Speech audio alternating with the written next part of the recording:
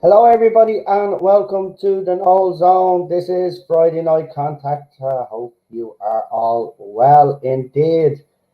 We've got one of our co-hosts in the studio right now, and I'm pretty sure the other one is about to pop on because I did see him in the chat. There you go.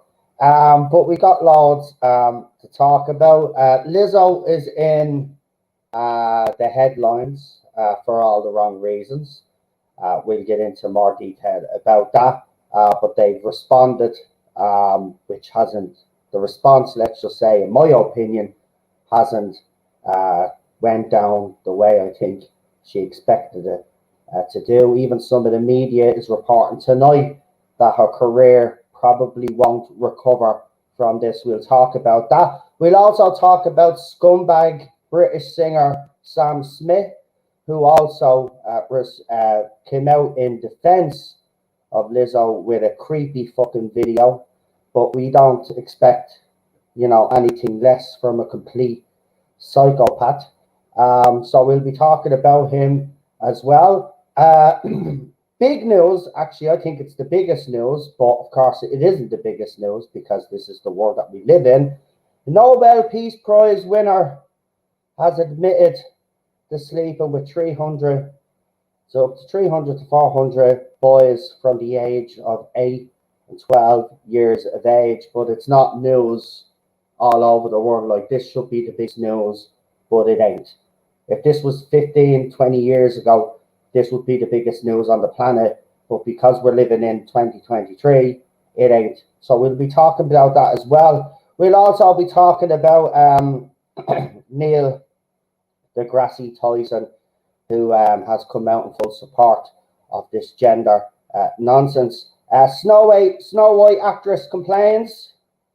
We have a little video of her complaining, talking about she has to do 18 hours and all of this other rubbish. Also, dwarf actors have come out in protest because roles are being stolen, all because of Peter Dinklage's comments, what was it, about a year ago. Actor from Green Arrow also says that the strikes that are going on now, he doesn't see the point of them. Secret Invasion director takes a swipe at Giselle because, apparently you are expecting too much, and we will be talking about that as well. And we've got plenty more as well. A couple of actors have passed away as well. Paul Rubens, as you know, during the week, aka Pee Wee Herman. A lot of people grew up with Paul Rubens. He died at age 70 after a cancer battle. He kept that from his fans as well. He actually left a nice little farewell where he apologized for keeping his illness away, but he was a very private man. And, I have no problem with any actor. At the end of the day, we intrude in their life. Well, they've opened their lives up to us anyway. But, when it comes to stuff like that, their health, Jamie Foxx as well was the same, kind of kept it all private. And things like that should be, if they choose it to be. So we'll be talking about that as well. And the actor from Breaking Bad and what's the other one? I haven't watched it yet, to my shame. But the actor, 83 years of age, his name will come up now. I'm very bad with his name, but he also passed away as well. We got the Batfleck movie news because, someone has to try upset this Schneider cultist, but we'll talk a little bit about that. We're not going to stay on that one too long. And the same with the Secret Invasion stuff. It's the usual Hollywood shite that goes on. And the lads are there. The sound does not, it doesn't sound good. Hold on. It could be these earphones again. Right, so the camera is doing the camera. Is the camera doing the audio? Let's see. No. It is. Right, well done, lads.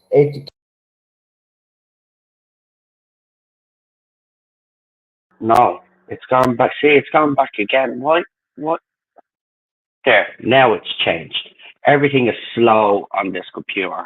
But there you go, it's changed now. So hopefully the audio is a little bit better. But Lee Halford said it sounded fine to me. It doesn't matter, you know, for other people it could be a little bit different. So let's bring on our guests to talk about all of these topics. And we're going to start off with Lizzo because, you know, like the Dylan Mulvaney's of the world, I believe they're grifters.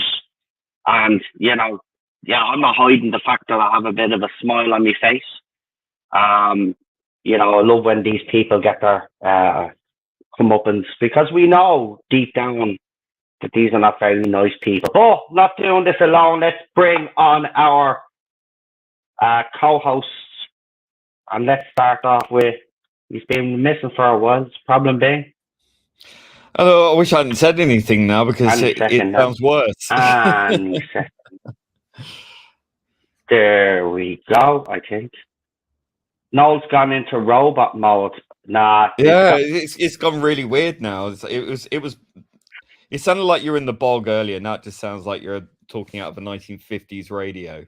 No, hold on. I can check that. I'll check that now. Hold on. I could check on my phone. Happened to your mic. Right, hold on. Let's see. Right, so I'll go into my live stream now. And I'll see if I sound like a fucking robot.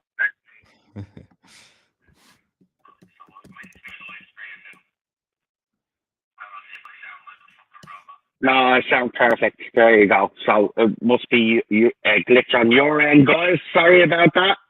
Anyway, let's bring on our next co-host who joins us every Friday. The one and only PD Rich, and anytime StreamYard feels like putting him on the screen. There you go. There he is. I'd switch it back to your other whatever setting it was at because it was still better than this. Quite honestly. There goes my camera. As soon as everybody comes on, great. We need a helicopter sound effect. The background while he speaks. I'm after checking it on my own phone, and I'm coming through perfect. So it has to be a glitch with you guys or a glitch with StreamYard when we're talking. So there's I don't know what it is, but even the audience says you sound like Metal Mickey. Yeah. Oh, no. I can't sound like that. By the way, problem being, you sound really good. Wait. Oh. Nice crisp bit of bass there. Hey. That's Apple mics. Oh, that's good.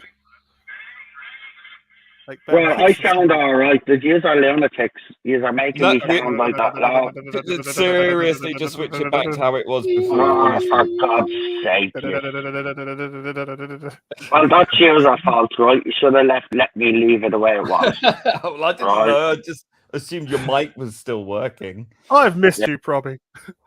I wish I hadn't turned up now. All the hassle I get, right? There you go. And I'll put Juice mic background noise, okay? There you go. Now, do it sound better? It sounds even better than the last two times, so that's good. It's an improvement. Right. There you go. Right, we're officially sorted. Right, let's get on to the Lizzo news because Lizzo has been in the papers this week. She's been accused by 3 former dancers of degrading them, fat shaming them, and incidents with bananas where the sun don't shine. She knows what a banana is. Does she even know what a fruit is? Now, in 2019, there's a YouTuber that keeps popping up. I don't follow him because other people follow him on my feed. He comes up on my feed.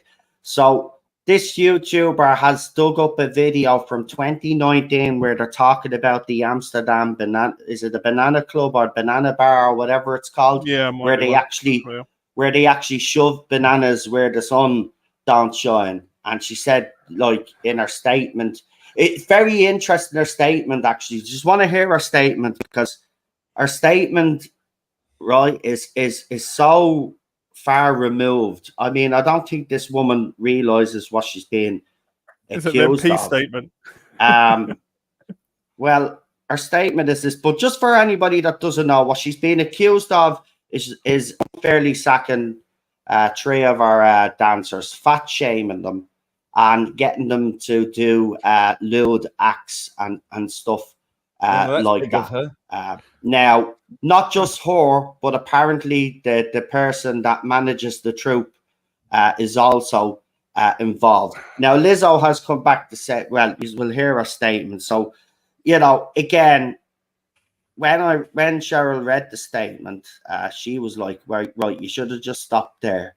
But Lizzo, like all from the left and all that grift, like her, they just don't know when to actually stop and when they should stop, because they reveal more than what they should. So this is what she put out. She said, the last few days have been gut-wrenchingly difficult and overwhelmingly disappointed. My work ethic, morals, and respectfulness have been questioned. My character has been criticized. Usually I choose not to respond to false allegations, which I found very interesting. I didn't pick this up when I read it the first time when I actually did my video on it. But reading this back, she says, usually I choose not to respond to false allegations. So what I'd say to people out there, there's more false allegations out there then. That's what that means. But these are as unbelievable as they sound and too outrageous not to be addressed. These sensationalized stories are coming from former employees who have already publicly admitted that they were told their behavior on tour was inappropriate and unprofessional. That the inappropriate and unprofessional conduct that she's talking about is that after one of them had actually made a complaint, actually, this is the weird thing, she accused them then, or the tour manager accused them of drinking alcohol, and our performance wasn't quite up to scratch. As an artist, I've always been very passionate about what I do. I take my music and my performances seriously, because at the end of the day, I only want to put out the best art that represents me and my fans. With passion comes, now listen to this though, with passion comes hard work and high standards. Sometimes I have to make hard decisions, but it's never my intention to make anyone feel uncomfortable, like they aren't valued as an important part of the team. I am not here to be looked at as a victim. So here we go. Here we go now. That's the line. Now this is where she turns into a victim. Like I'm a victim. Right? So that's what she said. I don't want you to look at me as a victim, but this is why I am a victim now. Right? So she says, but I also know that I am not a villain, that people and the media have portrayed me to be these last few days. I am very open with my sexuality and expressing myself. Now, one of the allegations, folks, is that she engaged in behavior, you know, that the dancers weren't expecting with bananas. Now, that part of the statement there where she says, I am very open. This is a way now to kind of shield herself from any critic, because I'm open about my sexuality. I'm open about me desires and all of this other rubbish. So then to make it acceptable then, if it does actually come out that she's guilty of all of these things. Now, a lawsuit is obviously taking place, so we have to be very careful about what we say here. So I'll continue. I'm very open with my sexuality and expressing myself, but I cannot accept or allow people to use that openness to make me out to something I am not. There is nothing I take more seriously than the respect we deserve as women in the world. I know what it feels like to be body shamed on a daily basis and would absolutely never criticize or terminate an employee because of their weight. I'm hurt, but I will not let the good work I've done in this world be overshadowed by this. You haven't done any good work in this world. What you have done is you've promoted an unhealthy lifestyle, and you've probably ruined the lives of of millions of kids across the world, which are nonsense.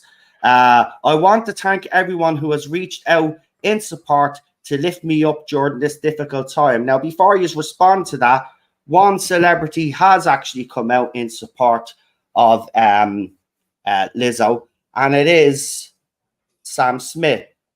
Now, one of the allegations that's being made is that bananas were used to be shoved up the private parts of certain performers. So Sam Smith thought it was okay to do what I'm going to show you. Right now, right, we don't know if there's a lawsuit happening, right? So obviously a court case will happen if it goes that far. Now, if Lizzo pays off, then we know there's something amiss there, right? Nobody can deny it. But these are right now alleged victims. They're coming forward, and Sam Smith thought it was appropriate to do this in a video, which I'm going to show now. And he's being criticized for it, and rightly so. Sam Smith is a scumbag. I'm just going to say it right now. Sam Smith is a scumbag. It's sad because, you know, when he first burst on things, I thought, look, I like his music. I'm not going to lie. I think he's a great singer. But his behavior and the way he's carried on these last couple of years is absolutely disgusting. And this, again, is another example of his depravity. He is a sick individual. He needs help.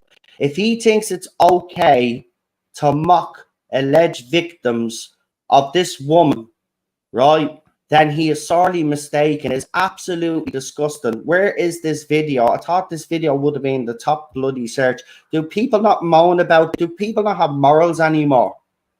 No, like, why isn't everybody giving out about this shit? Right? It's fucking disgusting. Pretty much. Right? It fucking is, man. They're alleged victims. At the end of the day, look, as we said, you know, there has to be evidence, right? And we'll probably show that. But this is his response. This is his response. And it's... I don't know what he's trying to do. I mean, his career, no matter how bad this fucker gets, right? His career seems to stay intact, which fucking baffles me, right? It baffles me because stuff like this used to get people fucking, their careers would be ruined. I mean, Sinead O'Connor ripped up a fucking picture of the Pope and was cancelled, right? He's doing fucking worse. He's doing devil worship and simulating sex acts while he's on stage in front of kids. Right, so here's this video. Oh, Sam Smith, I thought you meant the Pope. Yeah. Him as well, probably. Right, but this is Sam Smith. This is how sick this man is. And I mean, I don't know what he calls himself now, but he is just, and the smug look on his face, he knows it. Bag. Right, you can tell I feel very strongly about this. You know, you don't mock alleged victims. You know, at the end of the day, I am of that mind, like everybody else. You shouldn't just believe anybody automatically. An investigation has to be done. You know, yeah. But to do something like this, is that video up on the screen for you? Yeah. Yeah, it's making your audio crackle, but it doesn't matter. It doesn't matter. Once it's up, I'll show you this anyway. I'm gonna turn down the music, so I don't want to listen to his fucking new music. You fucking Satanist. Anyway, here we go.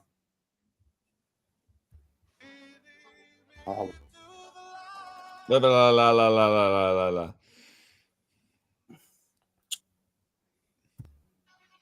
Down his throat. Can still hear it. It's not fully turned down, that's why. There you go. So that was his response. Then you'll have a go at him and he'll go, oh, I'm depressed now. Oh. Now, listen, 3 women have come forward. There is a 4th woman that isn't part of the lawsuit, but has literally confirmed what these women have said. And this muppet thinks it's okay to mock those women because Lizzo goes around telling everybody that being fat is healthy. It's not a healthy lifestyle, and nobody can convince me otherwise. Everything has gone backwards in society, right? As I said, I put on a bit of weight over the pandemic, and now I felt that I wasn't as healthy as I was. I was a lot sluggish, right? And now I'm eating more healthy. I'm eating, as you're saying, I've posted some videos. I'm eating smaller portions and stuff. Good for you, buddy. You know, Good and for the you. weight is starting to come off, and I feel like I have a lot more energy. Nobody could tell me that being obese. So, you know, either way, you know, I'm waiting to see what happens with this, but I hope she doesn't. I hope if it's true, she never gets to work again, because I think she's done a lot of damage out there. But I'll ask you, lads. I mean, Lee, I'll start with you. This is a woman, obviously, that's been going around with this body positivity. Being obese is not a bad thing. And we usually do say about these people, don't we, that, you know, when people like that are elevated, they always seem to have a few skeletons in their closet, or they end up being not who they say they are. Is Lizzo another example of that, or should we just wait and see what happens and see if there's any truth to this? But I think after seeing the 2019 video where they're actually having the discussion about sticking bananas where the sun don't shine, and then one of the people that have accused her have said that she actually did stuff like that and encouraged stuff like that, it seems to me that maybe some of the stuff could be true. It's very interesting that she actually spoke about the openness of her sexuality and our sexual, you know what I mean? So what do you think, Lee? Well, I think, quite honestly, you know, since the sexual revolution of the 1960s, it served an important purpose to normalize certain things, and certainly not shame people for being who they are necessarily. But I think you get to a certain point now in a liberal society where people's liberal attitudes become louche somewhat, and I think that people are a bit tired of people's sex and sexuality being flaunted left, right, and center. I mean, it's soft porn at this point. Yeah. And I think particularly with the body positive movement, we're being sort of, to not put too fine a point on it, having this shoved down our throats, or in any orifice of your choice, any bonus hole you like. And I think that people are just fed up with it. No one cares what your sexuality is. No one cares what your liberal doing whatever you want kind of thing is. You know, the reason why you're doing it is because you want to create shock. And because things don't shock anybody anymore, they're getting more and more desperate to be as shocking as possible. And that includes being incredibly tasteless. And really, ultimately, that's what this boils down to, is being tasteless. And I think as well, when you are someone who has the spotlight, you know, I mean, we've seen this for decades now, you know, with the shock rockers, glam rock, you know, boy bands, girl bands. You know, it always seems to push the envelope a little bit further with sexuality and so on and so forth. It's nothing new. However, I think there is a certain barrier or a certain taste level where I think that these people are just pushing it over that, and it ceases to be art or entertainment, and it just becomes cabaret to the point of, as I say, like soft porn. And I mean, how long before we start getting pop stars with their OnlyFans or something like that? You know, It's gonna happen. I mean, I think it's already like the Island Boys duo. You know those? Yeah, they do it now. Yeah. They do. It's gonna happen. Look, that'll be the transition. I think we've gotten to the point in society now where it looks very similar to, if you look at history, the fall of Rome, the fall of Greece, the fall of China, ancient China, because a lot of these civilizations collapsed, not due to war or anything particularly, but through society collapsing in its morals, or whatever you want to call it. The social paradigm changes.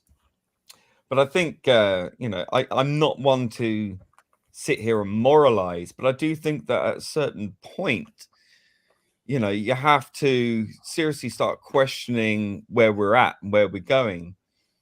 And I think that it's down to the individuals promoting this kind of stuff to pull their necks in a little bit, because they have to have a responsibility, at least in their audience and who their audience is and how they treat their audience. And indeed, in Lizzo's case, indeed, how they treat their staff effectively, dancers or whatever. When your pride in your sexuality seems to dominate and takes a sort of stand or preference over everything else, I think that means you've got really very little left. I don't think there is any artistic integrity there. I think it's all shock value. It's nothing new. But the more they keep pushing it, the further they keep pushing the envelope, and the more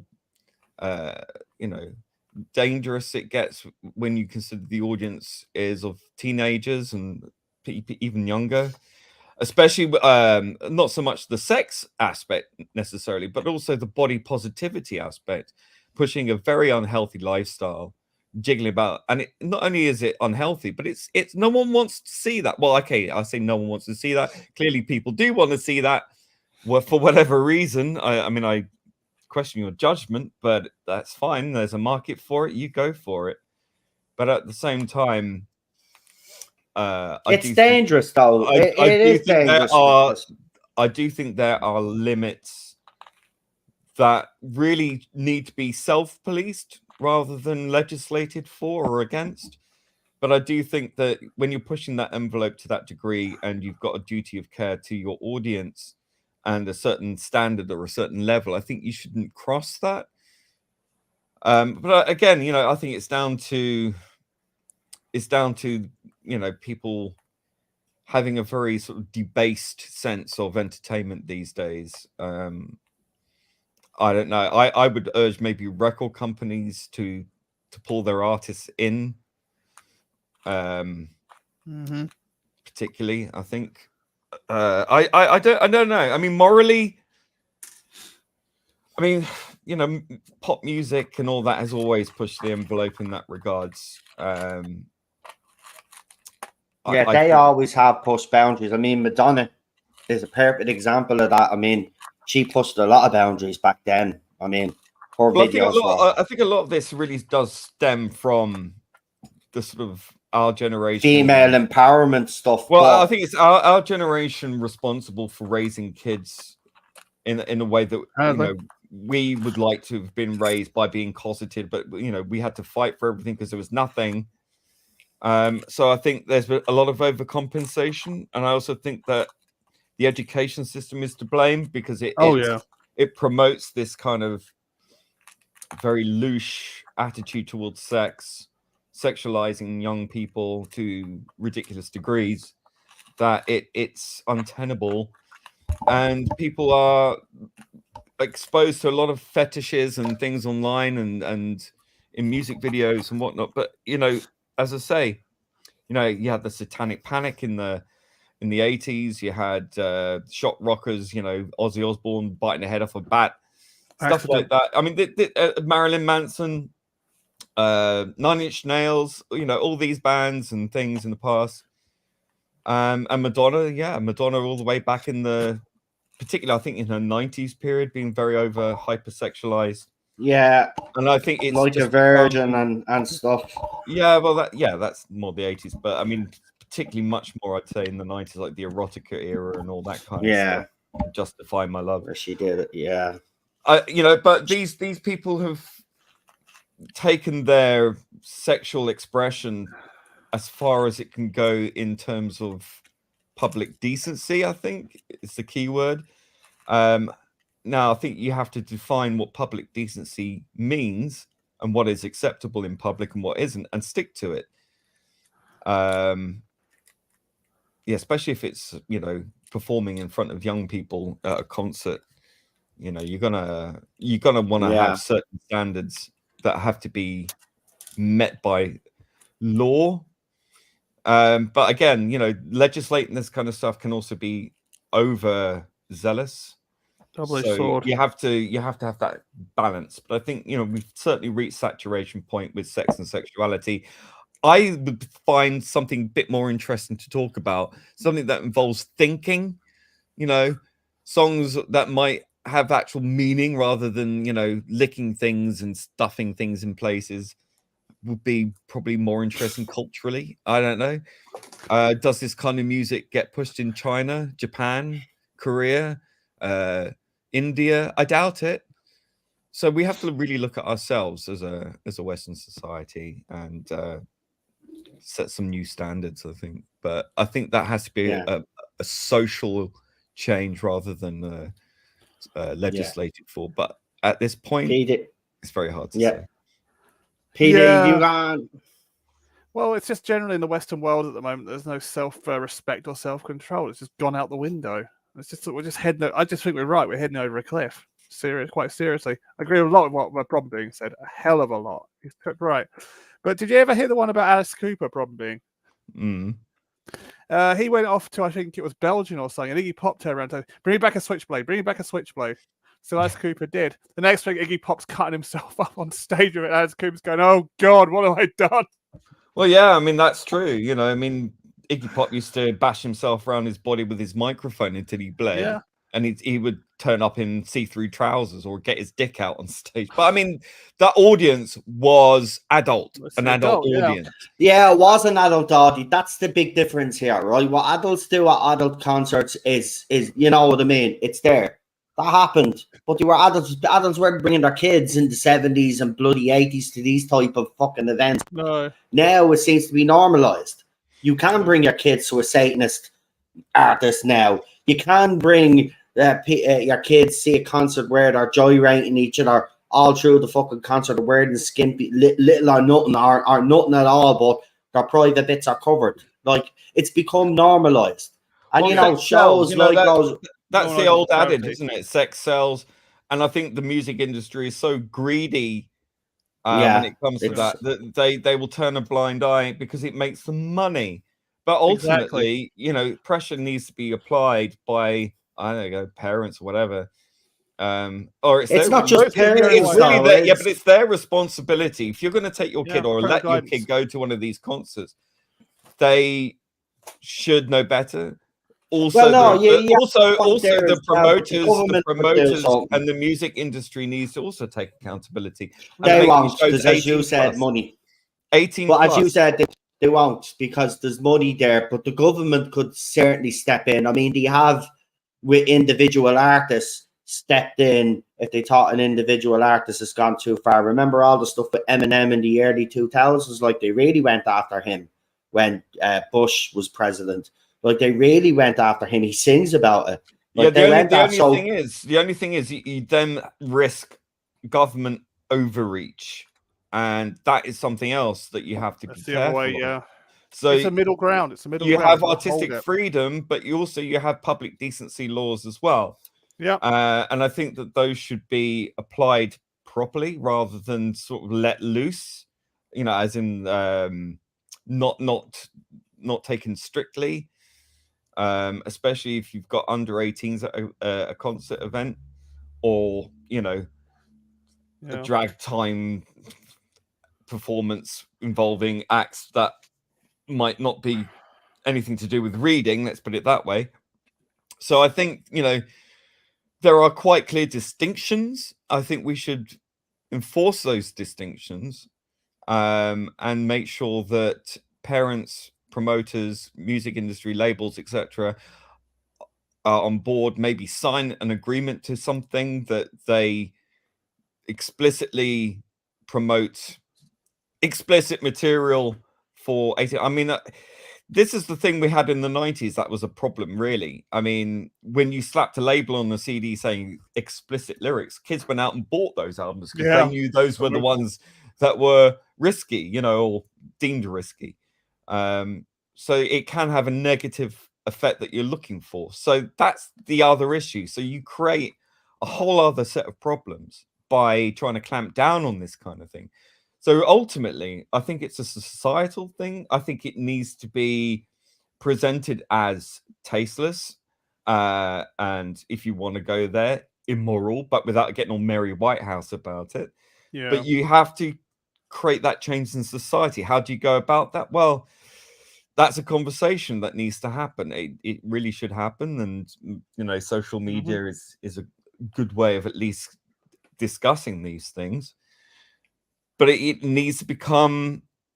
It needs to become. Oh, we've lost him. It needs to become something that is frowned upon. Carry on. So people will look at it and go, "Well, that's not right." You know. So people need to adopt a new attitude. I think that will happen anyway. I just worry that it will flip too hard the other way, and then you know, then you're living in a sort of totalitarian society. Yeah.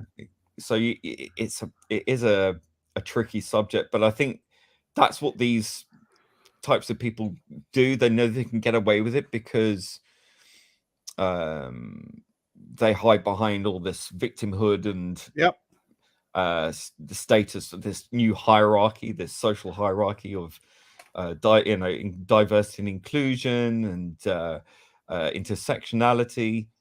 And I think it's a cipher, you know, it's a cipher to allow subversive things through for the sake of subversion rather than artistry or creativity, music or art or anything like that. It's used as a political statement. Not that there's anything wrong with having a political statement. I'm just saying that don't pretend it's art and don't corporatize it and make money off of something that is clearly there to subvert society for the sake of it. You know, I think if you can let's move on to the next topic before we get bogged down. Yeah, because we got Snow White to talk about. Rachel is a Ziegler or wherever her name is. She's complaining. Oh, and Sam Smith can. After she said that she wasn't in the 1930s in relation to, you know, how there was going to be differences. Her Snow White complaining because, you know, these self-entitled little pieces of shit don't know how lucky they actually are, you know. So yeah, I'm gonna play a little clip, and now that my camera is actually gone, and the weird thing is I can only use my camera when it's just me. When I have guests on, it's not going to work. So there you go. I don't know why, don't ask me. It's just a technical thing, but it works when I'm just on my own. So unfortunately I can't leave the camera on like I've wanted to, so I'm pissed about that. But anyway, we will move on because, you know, as I said, we got some other shit. Where is she? She's somewhere down here. I mean, Lee saw the video, didn't you? Because you said, yeah. Well, I'm trying to get that video. Go on, because you've seen the video already. You can make a comment on it, and then I don't know if PD has, so I'll get it up for him. Well, I'll just go over the salient points. So she's at the, you know, the strike, whatever, whinging about how every hour that she's on a stream, she should be being paid for that. This woman's been paid, I don't know how many millions to be in. Here it is. I have it. Okay. For standing for 18 hours in a dress, basically. Yeah, she was standing 80. Yeah. She's a self-entitled little twat like they all are. But here she is now. Hold on. Just eventually get big. Do you know what? I'm getting sick and tired of this fucking Chromebook. Do you know that? Mm-hmm. Need an upgrade. You do. I keep saying that, but we can't afford an upgrade. Like, man, if I could, I would. Trust me. So here we go. So she's at the Actors Rally in New York City. So We need to turn it up. that's the sound. Oh. It's a very low video. Oh no, it's not. You're right. Sorry. Stand there 18 hours in a dress of an iconic Disney princess. I deserve to be paid for every hour that it is streamed online. Oh my God! What an entitled little moo. But the thing is, right? For every hour that it is streamed online. Go If ahead, the film Lee. is a success, which it won't be, but if got it bonus. was, then yes, you should like footballers, for example, you should share in that wealth that it Yeah. generates. But the film is going to make a loss. So should you be paying, like if a band gets funded, you know, they get an advance before they release a single or an album, and if No. the single or album flops, they owe money to the record label, right? No. But it's not the same for actors. Why is No, that? I mean, no, but Yeah. when she makes statements like, you know, this is not 1930s Snow White. This Snow White won't be a damsel in distress, and all of this, right? You don't and need it's no going to man. be different. Yeah. And then she comes on there, yeah, exactly. And then she comes on here then and starts acting all self-entitled. That's why the movie's going to flop, love. Not just because I know you'll make it out that, you know, because you're Latina, but the fact of the matter is Disney shouldn't have put you in that position in the first place, because it's called Snow White. It's not called Snow Latina. It's called Latina Snow White. Tan, I call her. Right, and it has 7 dwarfs, and that brings me to a nice little segue. Actually, One dwarf. while these can talk about her as well, is that also if you watched Pierce Morgan Uncensored last week, he had on a dwarf actor who was talking to one of these Hornswoggle. leftists. Did you see it? Did you see the leftist activist? Oh, he Yeah. got destroyed. He Hornswoggle got destroyed destroyed. It was beautiful. love- It was I beautiful. love Listen. Hornswoggle. Listen, it was beautiful. But this actor was blaming the comments that Peter Dinklage had made, because, you know, Peter Dinklage just wants to be the only dwarf actor. That's what that sounded like to me at the time. He's a prick. He's literally ruined it. Willy Wonka obviously has a new movie. It's called Wonka. The Oompa Loompa is played by, obviously, Hugh Grant. But again, this dwarf actor made the point. There's another role gone because of Peter Dinklage's comments. But there's also a girl, member of the public, called Tammy. And I'll put the audio on. She was in her car when she was doing this video, but she made some absolutely spot on points. Now, the reason why I say she's in the car, just in case you can't hear it too well. So, because I'm going to put her up to the speaker. I don't want to put, because it's the computer is acting all shitty. It's a 36 seconds, so it's not even. So I'll try get it up as high as I can, and I'll put it up to the speaker. So here we go. 6 of the 7 dwarves are tall men. One token little person. Thank you. Is this their woke spin on things? Because I don't get it. I really don't. Because it really sucks when they're the ones screaming the loudest about inclusion, and then they pull this stunt. So everybody can be included except the little people. I mean, but we did give you that token, little person. Thanks. I think you kind of missed your mark. I won't be seeing this movie. There you go. Right.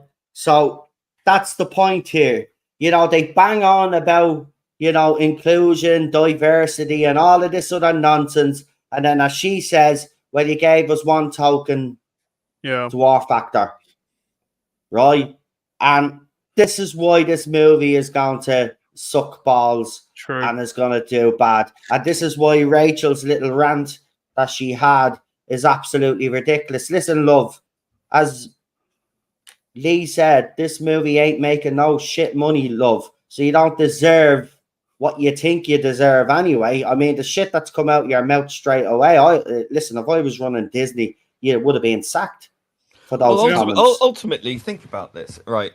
So she expects to be paid for every hour that the thing is streaming. Yeah, Because yeah, she's standing that's there what in a she's saying. dress for 18 hours a day, right? Which Yeah. she's not, by the way, because she's in a trailer 90% of the time. Exactly. Yep. But ultimately, she's done, not her personally, but that production prevented 7 little people, 6, yeah. or 6 of them from having any work at all. So they're not going to get paid anything per stream at all Nope. because they've been denied work. But it, as you say, it's all about diversity and inclusion. Well, that only counts if you sing from the same hymn sheet, because if you're a Latino person and you happen not to be on board with this regime and its points of order and its cultish belief systems, you will not get work, period. So it's a complete canard. It's a complete nonsense. It's provably nonsense.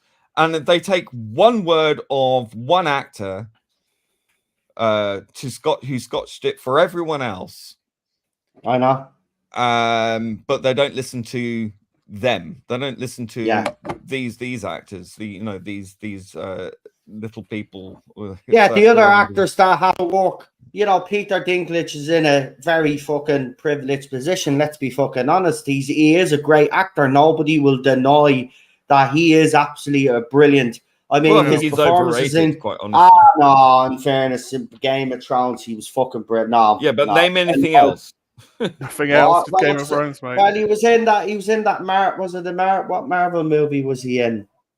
He was all right in that. I mean, I haven't seen too much of him, right? I'll admit Game of Thrones is where I know him best from. But his acting was superb. But to make the comments that he made, PD, obviously blocked a lot of other people out there from getting work. And these actors, it is unfair, isn't it? It's ridiculous. Totally, I mean, totally. I love Hugh Grant. And don't get me wrong, the clip has him as the Oompa Loompa. It's funny, right? But that's not the point. The point is that a dwarf actor or a little person, all depends who they are, because the person on Piers Morgan called himself a dwarf, so that's why I'm saying it, right? If other little people out there are offended, sorry about that. It's what he called himself on Piers Morgan, so I'm just going by that. Anyway, get back to me point. Again, they've done that with Wonka, right? That's a little person, actor or dwarf actor that they could have had there. Then you have Snow White, the 7 dwarfs, and there's one. There's one. And then, can anybody tell me in the books or the animation where there's a black dwarf as well? Wasn't one. It's supposed to be German folklore. Exactly. Like the Little Mermaid was supposed to be Danish, which is European. European, essentially. Yeah.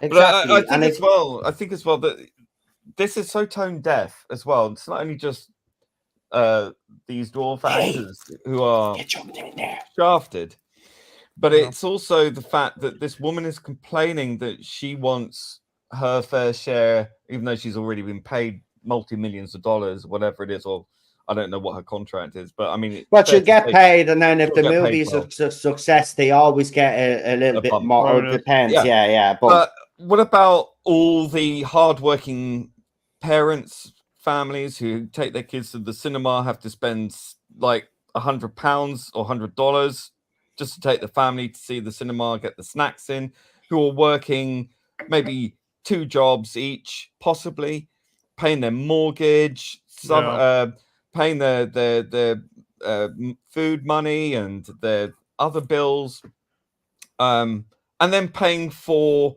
Disney streaming services, paying out their emptying wallets. No one seems to think about them. So I think it's very hard for people who work everyday regular jobs to sympathize with a bunch of spoiled people who pretend for a living. And it reminds me very much of Russell T Davies at that writers' strike, coming out and talking about how it would be awful if these writers, for example, so talking about the writer strike, but if these writers had to go and do jobs like selling shoes or something, how insulting is that to people who have to sell shoes for a living? You know, and it's so out of touch. These people are so unbelievably privileged, and considering that these people are striking when after the last 5 years they've produced nothing but absolute turds. Yeah, that AI would be an improvement, quite honestly. And I just think it's incredibly tone deaf. These actors and writers who are on strike have very little excuse or any reason to be on strike. They are privileged and they are lucky to be where they are, because God knows they didn't get there by talent. Yeah. Right, PD, before he fucking breeds and goes again, go get your opinion in quick. Yeah, well, I got a lot of respect for what Hornswoggle's doing. I think he's got a good pair of balls between his legs. I think he's doing a bang up job. I agree with every word he says. And the thing that annoys me about Dinklage is he was poor and destitute before he got Game of Thrones, and now he's acting like this. He doesn't know where he came from. He just can't remember. They always forget. Yeah, he's completely forgot. Totally. Money corrupts. Money corrupts people. Look, we all know it. It does. It corrupts everybody. Yeah. To a certain extent. Well, it's like that Simon Pegg. It's like that Simon Pegg, right? He came out recently in an interview saying that he's grown up now. Now he's in with Tom Cruise and big stars and Hollywood. He's like, you know, that nerdy stuff it's like man-child stuff. He was absolutely insulting the very people that put him where he is. The very fact that he traded off of that image, that nerdy, geeky image, and then for him to turn around and basically tell anyone who's in their 40s or 50s who like collecting action figures or something like that is a man-child kind of thing. It looking down his nose. That's very I've funny, grown up, actually, but I'm now better than you. Yeah. And He's it's got like, well, remember who put you where Lee, you are. Just a second, mate. Sorry, mate. He's actually got pictures of him holding like blasters and all that from Star Wars and saying, "Don't grow up." And now he's saying this. What a hypocrite! Yeah. Lee, when was the last time you were on a stream? Are we going a week and a half, couple of weeks? That explains it. Okay, listen, you have to give PD a go as well. Yeah, I'd give my opinion. Bloody talk, literally. No. Listen, I did my preview stream. I've heard you just streaming with Charlotte and PD, and we had a great conversation. And excuse me, yes, I agree. Yes, excuse me, Queen Charlotte and PD were talking mostly, right? Yesterday. Oh no, Charlotte had to interrupt you to get me to talk. There you are. Thank you, PD.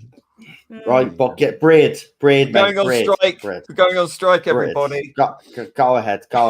But Lee, seriously, mate, you should just do a degree and just do it verbally, mate. Just do your dissertation verbally. You'd nail it. Absolutely nail it. Anyway, self-entitled Snow White star, your movie is gonna flop. And Disney, but I will ask the both of you again. And to be fair, no, we're not bickering. This is what we always do. We always do this. Man, we always do this. It's just Lee needs to learn, you know. Right. Sorry, the alcohol is getting to me now. I'm actually drinking some ginger and lime Jameson whiskey. So what's it like? What's it like? Oh yeah, it's nice. It's nice. I'm on me second glass now. So that's all right. Anyway, let's go on, Lee. I seem to have the Bitkin syndrome at the moment. I can't stop building stuff and fiddling with stuff. So Rabbi's giving me its syndrome. So if you hear clunking and clicking in the background, you know what's happening. Oh, happy belated birthday to the Rabbi as well, by the way. Yeah, happy birthday, Rabbi. Basil to I seen the photograph of him with his daughter at a party. He said it was a mad night, but he was all dressed up and all. He's looking good. He's looking good. But talking about the writer's strike, because Lee did bring us into a nice little segue unintentionally, but absolutely fantastic that he did, because the actor, the lead actor behind the character Green Arrow, Stephen Atmel, has said he doesn't support striking.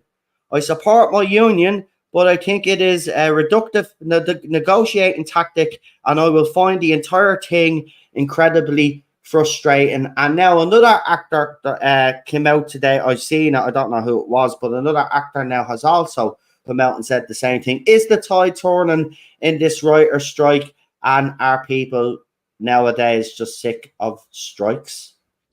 I think they're kidding themselves. Yeah. You know, the studios are all in trouble.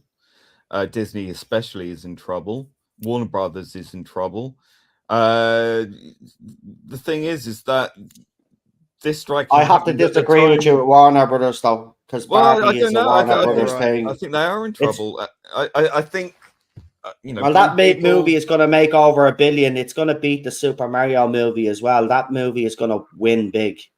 Barbie. Yeah, look, you know, they'll need it, but this strike, I think what they do is just wait it out, because this is an opportunity for them to get rid of some of these people, quite honestly. Because they have. Well, there is a deadline. There is a deadline at the end of August, I think, where they basically will have to make up their minds, the writers, whether they're going to continue this or not. But I think Warner Brothers have Oppenheimer as well, though. So they have 2 hit movies on their hands. So I think Warner Brothers are probably at made their situation a little bit better than it was before James Gunn took over. But you need more than a couple of movies a year to make it worthwhile. I mean, no, I will agree with you. Otherwise, you know, I'll give you that. Yeah, I'll give you that. But I'm just saying they are trying to make, you know, strides. Even if we don't like the Barbie movie, they did make Oppenheimer. You know, they are capable of making dramas, history movies, and actually sticking to it, which is something that we don't see all the time anymore. You know, they always revise history, but it seems with Christopher Nolan, and I've noticed this. Look, I'm just going to say Christopher Nolan is up there. I just watched Batman Begins before I came on here tonight again, and I love that oh man, that movie just, I know the second movie is even better, but that first movie, introduction to Christian Bale's Batman, is unfucking believable. I mean, The Prestige is probably his best movie he's ever made. If you've never seen it, guys, you need to go and watch that movie. But I do notice when Christopher Nolan's at the head of some of these movies, there's none of that nonsense going on. He just wants to tell a story and, you know, do it the Christopher Nolan way. But I don't know, maybe Warner Brothers could really, like Sony's been making a few decent movies as well. Maybe they're slowly but surely copping on. But then I say that, and then you see the DC slate for, you know, their upcoming projects, and, you know, they could be back to square one again. But the industry, Disney, Lee, you did bring up Disney. Disney is the one that's in the most serious trouble right now. And I mean, they've had a flop with The Little Mermaid, right? Snow White is going to be another flop. But where can Disney go from here, though? I mean, where else is there to go? I heard a rumor that they were trying to bury Snow White to put it straight to streaming. I don't know. I mean, it's too late. But why even spend the money yet? But that's what I'm saying. Why not just do what DC did? I know it's an unpopular thing to do, but why not just scrap the movie completely? Don't ever let it see the light of day. Well, they did it with Batgirl. Yeah, DC did it with Batgirl. They did that with Batgirl because they did no promotion for it. So, so the way it works apparently is that if a film is made, but there's been no promotion or anything put out about it or anything like that, then you can write it off against tax. This film, I don't know.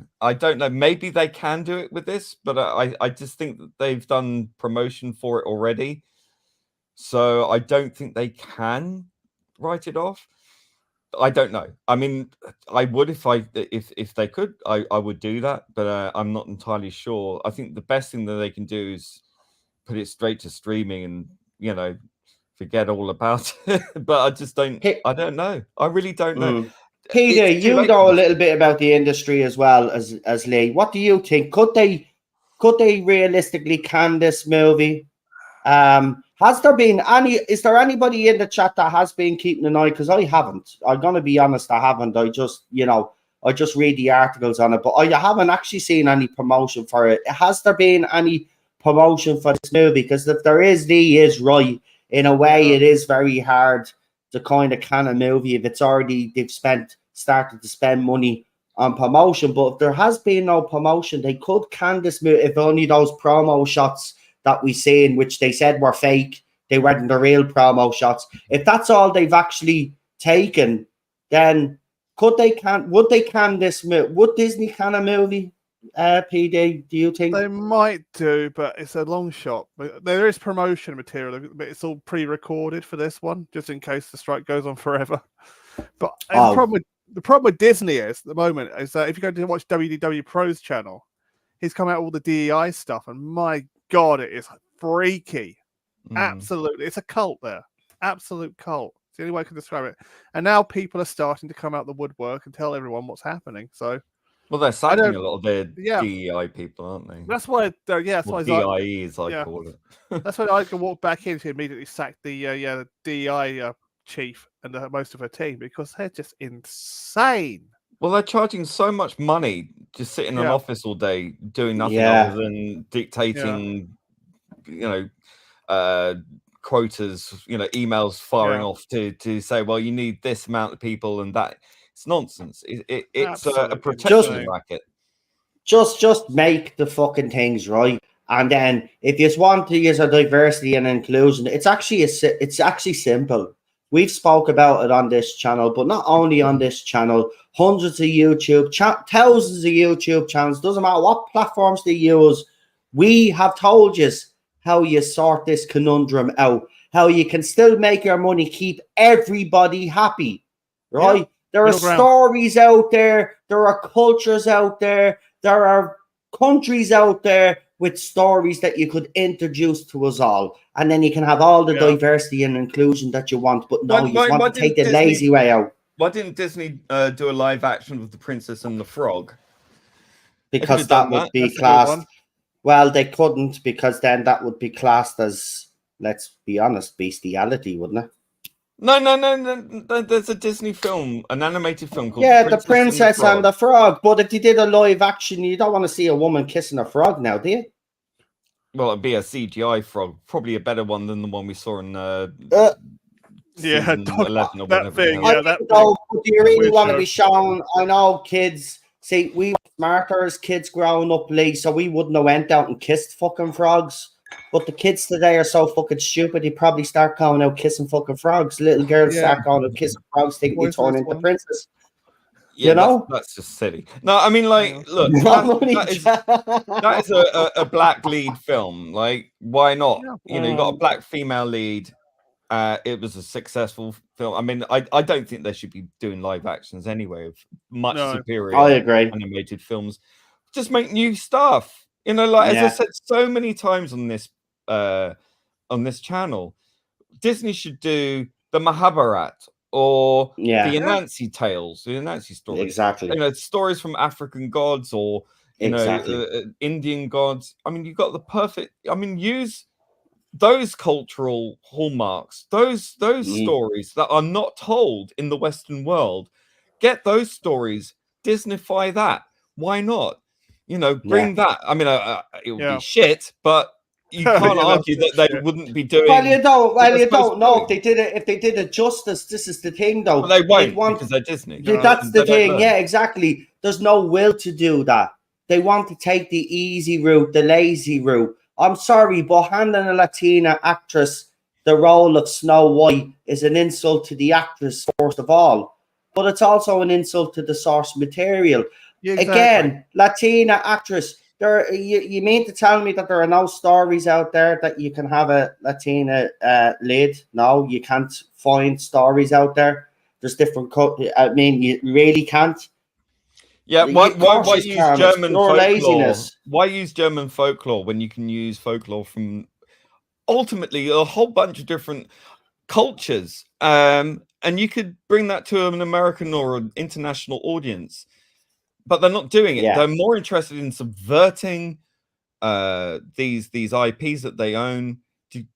I think mostly in order to keep hold of them, because so they have to do something with them, otherwise it it goes back into the public domain or whatever. So they have to keep using them. But rather than sticking to the story closely, they are making a mockery of German culture, of Danish culture, when really what if they were really interested in true diversity and inclusion, it's like, well, which means no white people effectively. So why don't you therefore go and use African or Indian or other cultural stories like they did with Pocahontas or they did with certain other Disney properties? Why not focus on those? Why do you have to bring a German folklore story and subvert it for the sake of DEI scores, which don't equate to box office receipts? It's madness to me, and Disney deserves everything they get. And quite frankly, Disney is not the company it used to be. That Disney's dead. That's long gone, long gone. Totally. So I think ultimately Disney is sunk. They are the engineers of their own demise, and so be it. They're a headless chicken. Frankly, good, toothless as well. Yeah. We got a lot of people in the chat. Just want to say a brief hello to everybody in the chat. So we have Unknown 289. We've got Nicholas Horton in the chat as well. Scottish Stavros is in the chat. Drawing Jack Rabbit. Chris Persia, JWC Reviews. We got Josh also in the chat as well. Welcome. Lindsay is also in the chat. Lee Halford is in the chat. And of course, the PD is also in there as well, having a bit of a chat with everybody, which is great to see. That's Josh. Yeah, I can't pronounce that. So You're right. Just call him Josh. Yes. And we got Type 40 Doctor Who from the Spacebook in the chat as well. And if I have forgotten you, just type in something there and I'll give you a shout out. But let's go on to some very sad news. And everybody, because comedy legend Paul Rubens, the actor best known for portraying Pee Wee Herman, died Sunday night after a private bout of cancer. He was 70 years of age, and apparently it was a 6-year battle. Obviously, we never knew about. But obviously, I know there's a lot of people in the chat that would have grown up with Pee Wee Herman, like myself, and I'm pretty sure the lads on the panel. So if anybody wants to, in the chat, wants to say something about Pee Wee Herman, I put up something about Paul Rubens, whatever it is. If you have a memory, throw it up and I'll throw it up on screen and I will ask the lads there. So who wants to start on this one? I mean, it is sad. 70 years of age, comedy legend who was cancelled apparently a few times because because he did a video. But people see, this is what's wrong with our society. People make one mistake, and it was one mistake, like, you know what I mean? And he was fully re-embraced. Well, he was working. He was doing guest appearances and things like that. And animation.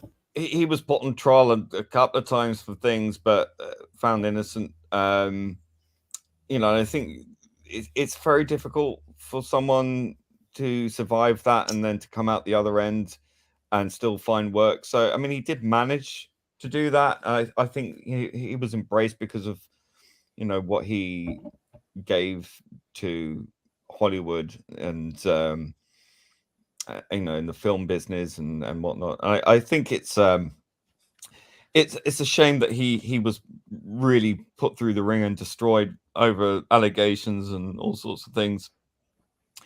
But ultimately, he has a legacy that will live longer and will entertain for many years to come, I'm sure.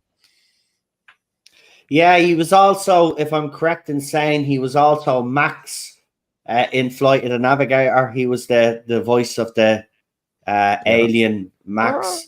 Yeah, which Oh, is one of my, as you know, guys, I fucking love that movie. But I did, like everybody, when I heard he died, you know, you do have this moment, you know, of nostalgia and stuff. But yeah, he's got to be a loss. I mean, as Lee said, he did continue to work right up until, I mean, he's battling this disease and he was still working. So, and he kept it private, and that's the way he wanted it. But he did leave, obviously, a message for everybody. And he did apologize for keeping his illness from his fans. I mean, that just goes to show the measure of the man. But there's nothing wrong with wanting to stay private over things like that. In my opinion, you know, we do see a large part of their lives play out on camera. You know, they're allowed some sort of privacy near the end if that's what they want. But also another actor that's passed away is Breaking Bad and Never Call Saul, isn't it? Wherever that play. Yeah, I haven't Better Call Saul. I haven't watched it yet because who died? It's not. It's his name will come up now as it scrolls along. It's Mark something. Mark. Where is it? It'll come up now in a minute, because the next bit of news we're going to talk about is really going to boil people's blood. And I have to bring it up because, you know, this should be the biggest news on the planet right now, not fucking aliens. Margolis. Yes, he's passed away, Oh, yeah. aged 83, isn't Good it? run. 83? Yeah. Good run, but he's best known for obviously Breaking Bad and Better Call Saul, so I thought I'd give him a mention as well, because I did watch Breaking Bad. So Best bell you know, ringing, the best bell ringing in the business, definitely. Yeah. So sad. So let's get on to what the next news is. And a Nobel Peace Prize winner has admitted to having sex with over 300 to 400 boys from the age of 8 to 12 years of age. And I've got a bit of audio. I could play the video, but I'm not going to play the video. But I'll put the audio up so you can hear it. But this scumbag tries to justify this by saying they got into his bed, and if they played with his weenie, then he would play with their weenie. Now this is a Nobel Peace Prize winner, and I'll tell you his name now, so you can Google him if you want to use yourselves and check it out. But I posted it this last night as well, and I got no reaction. And I'm kind of like, what kind of fucking society are we living in where nobody's reacting morals to this, right? So this is what is Nobel Peace Prize winner Daniel Carlton Gandusky admits to having sex with 300 to 400 boys between the ages of 8 and 12 years of age. And I will play the audio for you now in just a second where he admits this. So here we go. And he's on camera saying this, by the way. God. So there's evidence there. So listen to this.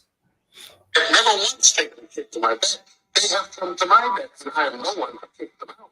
If they hug me and I find them playing with my cock, I say, good on you, I play with theirs. And I'll do it now and with great pleasure. With 300 or 400 boys who had sex with me from 8 and 10 and 12, 100% have run into my bed, jumped in without my mentioning it, and asked for sex. I have never asked for it. All boys want a lover. That was Dr. Daniel Gajdu. Right? So you've heard him there. Right? I don't know what kind of world we're living in today, but I remember saying this back to people 5-6 years ago when I first started this channel. It was a topic that I said that this would be the thing that we would have to look out for, which was these these people. I can't see YouTube is a fucking cunt because I can say what I really want to say, right? But basically, right, we have professors out there that are in Harvard and all of these other fucking high fucking colleges, universities, telling us that we must forgive these fucking assholes. Yeah. I can't even say the word. YouTube, these are bastards, man. Right? Fucking censoring people for what I want to really fucking say. Right? But I warn people that people like that man, right, we're going to become more prevalent in society, and that this was the thing that we would have to fucking face. Right? Yeah. Is for these little fucking lunatics running around our society fucking doing harm to our fucking children. And we're seeing it now. They're connecting onto the fucking this gender ideology bollocks as well, right? And they're using that as an excuse to go and do what they're fucking doing. He's at the admitting the 300 to 400 boys at the age of 8, 9, 10, 11, 12. And he said he never once pursued them. They got into his bed, and they're the ones that wanted it. Yeah, they're to blame, right? Right, but remember, Lee, before I go any further, the UN has also come out with their own charter when it comes to kids and sex. We've seen it. So this is becoming very, very fucking prevalent now, and it's front and center, folks. There is no denying that there's this agenda, right? What do they call themselves now? Minor attractive person, right? That's what they want living in their societies, and it's going to happen if we don't push back against it. And fucking trust me, it's going to happen. It'll be normalized. It will be normalized like it's normalized in some other countries. And you know what countries I'm talking about? Where there's young bro, you know, right? Yeah. Okay. It's going to be normalized all over the world if you don't fucking stand up and be counted. And don't be listening to these weirdos when they call you homophobe and every other name that they want to fucking call you, because they're the ones that are fucking helping all this happen. You've got to speak up, man. I keep saying it to everybody. Right, look at my Twitter account now. It's completely fucking different. I don't talk Doctor Who at all. Right? There's no really pop culture on my fucking Twitter account anymore. Right? I cover my own country and the gender stuff that's going on. Right? I'm fully fucking involved now. I've radicalized you. Right? No, you haven't. Right? I've seen all the shit that's happened. I've had all of these opinions. I've kept my mouth shut for far too long. Shame on fucking me. But I'm saying to the rest of you have also kept you silent. You all need to speak up now, because before you fucking know it, we'll have fucking grown fucking adults going around willy-nilly fucking doing stuff to our fucking kids, and it'll be allowed. It will be allowed. It won't be a crying. It won't be a crying. It will be allowed, folks. Right? So people need to like speak up a lot more. We've become too timid as a society. We're afraid to speak up because people label other people and all of this bollocks. They're just words, right? They can call me all the names they fucking want to under the fucking sun.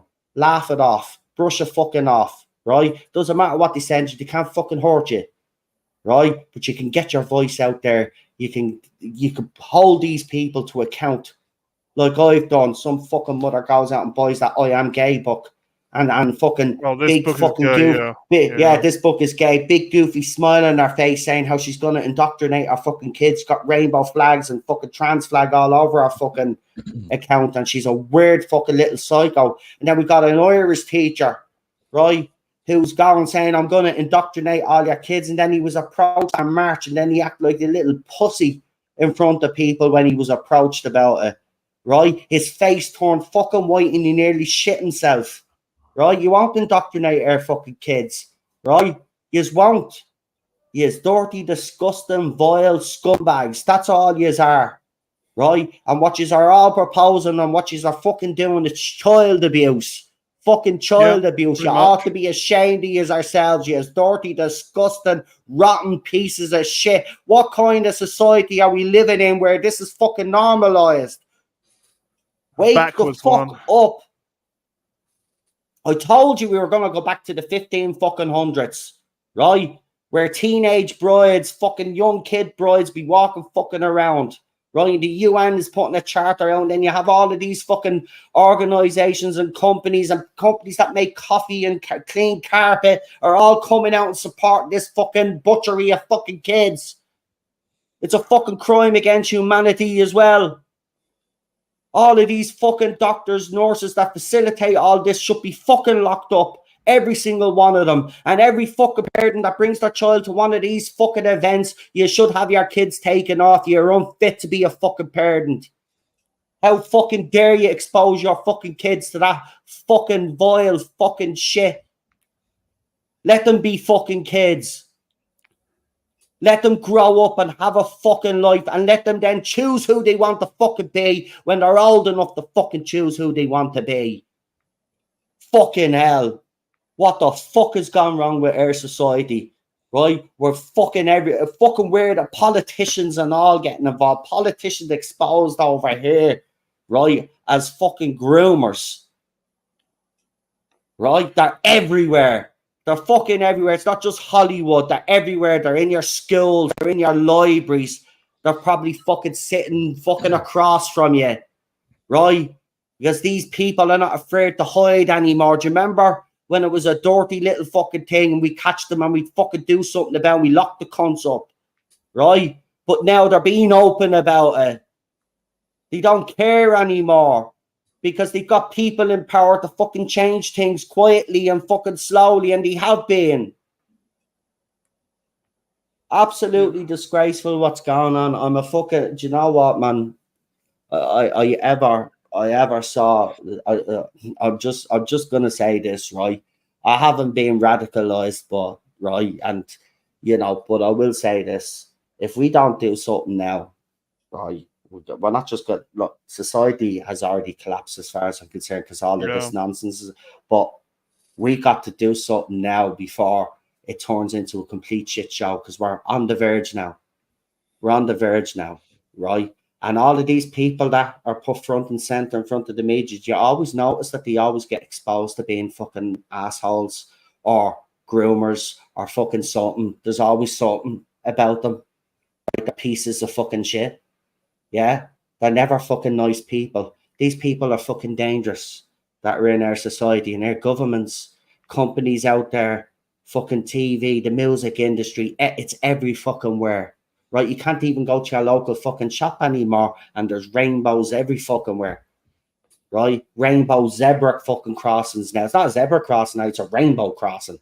Like they have no place in a fucking Asgard? Street. Yes, fucking morons. Has no place in the street. It's a zebra fucking crossing. Stop with your fucking nonsense, right? You got flags everywhere for fuck's sake anyway, right? You've replaced every fucking national flag with that stupid fucking cotton flag, right? Nobody wants it. Even people in the LGBT community are fucking sickies, right? And the trans community, I just want to say something to you genuine trans people out there. You all need to start speaking up, because there's a vile element that's attached themselves to your community, just like every other community out there.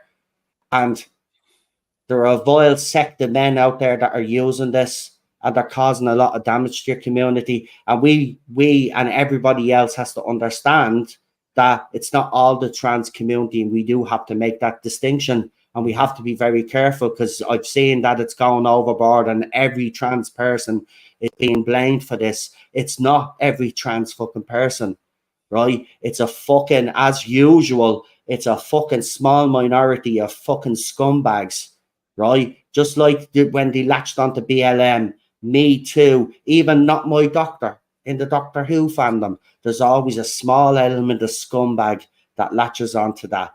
Perverts, groomers, and fucking absolute vile, disgusting human beings, right? And that's what's happening. You need to fucking speak up. We all need to speak up. We all need to come together as one, because if we don't, millions of children's lives, women's lives will be ruined. And if we sit by and do nothing about it, we'll be the ones that are responsible. So how did you get to hear this story then? What was the how did this come about? Because I mean, this guy is now dead, by the way. I mean, Oh, thank God. this came out in 2008, and he was sentenced for a year. He died in 2008. That video was originally posted onto TikTok and then posted up onto Twitter. Right. And it didn't have a date. It didn't actually have a date on it. So if There was a that's the BBC case, then documentary on this apparently. right. So how long in prison though did he get? Just a year. Right. So you're telling me, right? So hold on. Right. So this is how crazy the world is, and I'm just going to give it a perfect example here. Right. So you got someone in the UK or Ireland doesn't pay their TV license and they get banged up for what? 6 to 12 months. Right. Okay. And someone that basically rapes, I'm not to saying and get myself into trouble, I don't care. Right. Right? Does for 300 to 400 boys and gets a year in prison. Gets a fucking year in prison. What kind of fucking society? Do you know what? Should have fucking happened? The parents of those fucking kids should have been left in a room on their own with him and they decide his fucking fate. Right? This is fucking disgusting. It's disgusting. Right? These people should never see the light of day again. I can't say it on YouTube. I've probably gone too far anyway with this rant, but I don't give a shit. Right? But, you know, a hole in the ground is probably the best place for these assholes. Right? But it still doesn't negate the fact, right, he's dead. Fair enough. Still doesn't change anything that I've said here to fucking night. Because there's still more of them out there. Right? And as someone has said, does everybody think that the Epstein Island is the only island that's out there? Probably more. No, it's not. There's not probably more. There is more. Yeah. There is more, right? Because this is not. Do you think they had one island? One. There's more. There's Well, it's always quite interesting to see how more. that sound what's that film called? Sound of Freedom. Sound of That's Freedom. been- seems to be heavily criticized and suppressed, and it's got no international releases yet still, even though it's doing very well. It's quite interesting. I find that's remarkable how that film has not garnered more international release. Because the media are complicit, the government is complicit. Governments will come out and criticize this movie. Media Disney will come turned out and it down, criticize didn't this they? movie. Yeah, and you know why they do all of that? Because some of the members some of those organizations that I've mentioned are probably rampant and rife with all of those sort of people, and they don't want to promote because it will open up more doors that they don't want it to open. This is why actors and actresses end up, 6 feet under when they speak up, and he's brave enough to speak up, and apparently Aston Kutcher, who I never thought would be involved in any of this, apparently he's coming out with a movie as well to expose this whole situation. So these people are literally putting their lives at risk right now. And they are, be under no illusion, these people are putting their lives at risk, and they don't have to because they live very privileged lives. They could just turn a blind eye. But some actors over the years have refused to turn a blind eye, and actresses, in fairness, have refused to turn a blind eye. But what's happened when they've refused to turn a blind eye? They either get discredited, right? The career is ended, or worse still, 6 feet under. That's what happens. So these people are literally putting their necks on the line here. So when they make movies like this, we should be watching them. We should be promoting them. We should be, getting the word out there. Because trust me, man, that every country around the world, and I'm including me own, every country, right, is dealing with child exploitation and child trafficking and human trafficking, right? But their governments bury it, right? They don't tell us what's really going on, but they bury it, right?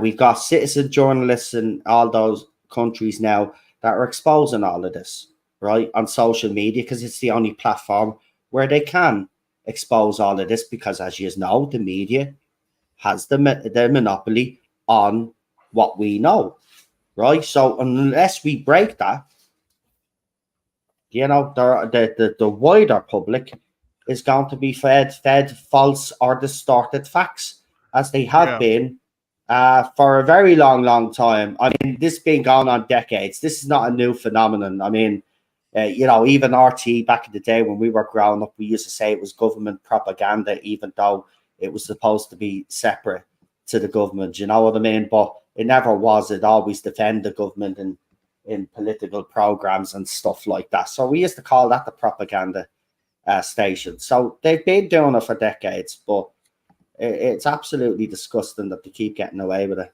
And now they've got better ways now of fooling the public.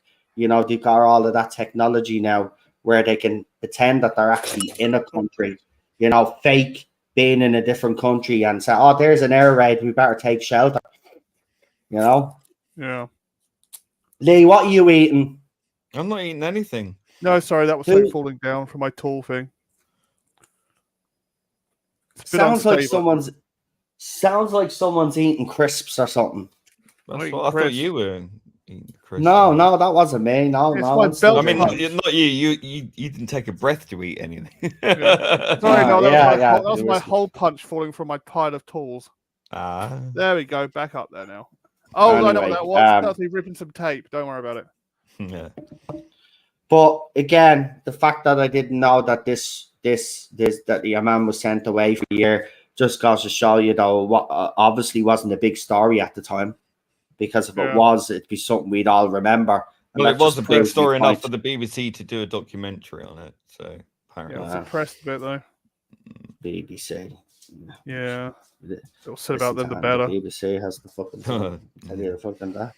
Anyway, let's move on to some Witcher news, which PD will actually. So I'll read this. This is from Culture Crave, and the link is in the link description. So, the Witcher producer on the show's controversial changes from the books. When a series is made for a huge mass of viewers, and large part of them are Americans, these simplifications are necessary. So he's calling the American public dumb. The logic of the plot is less significant. So he's saying that the American public can't follow a plot. Those people grew up on TikTok. They jump from video to video. Well, then maybe you shouldn't be making things aimed at people that watch TikTok videos then. Yeah, totally true. But- Noel. But he has said that they simplified the show because it was necessary, because most of the viewers that would be watching the show are American. So he's basically calling you a bunch of simpletons.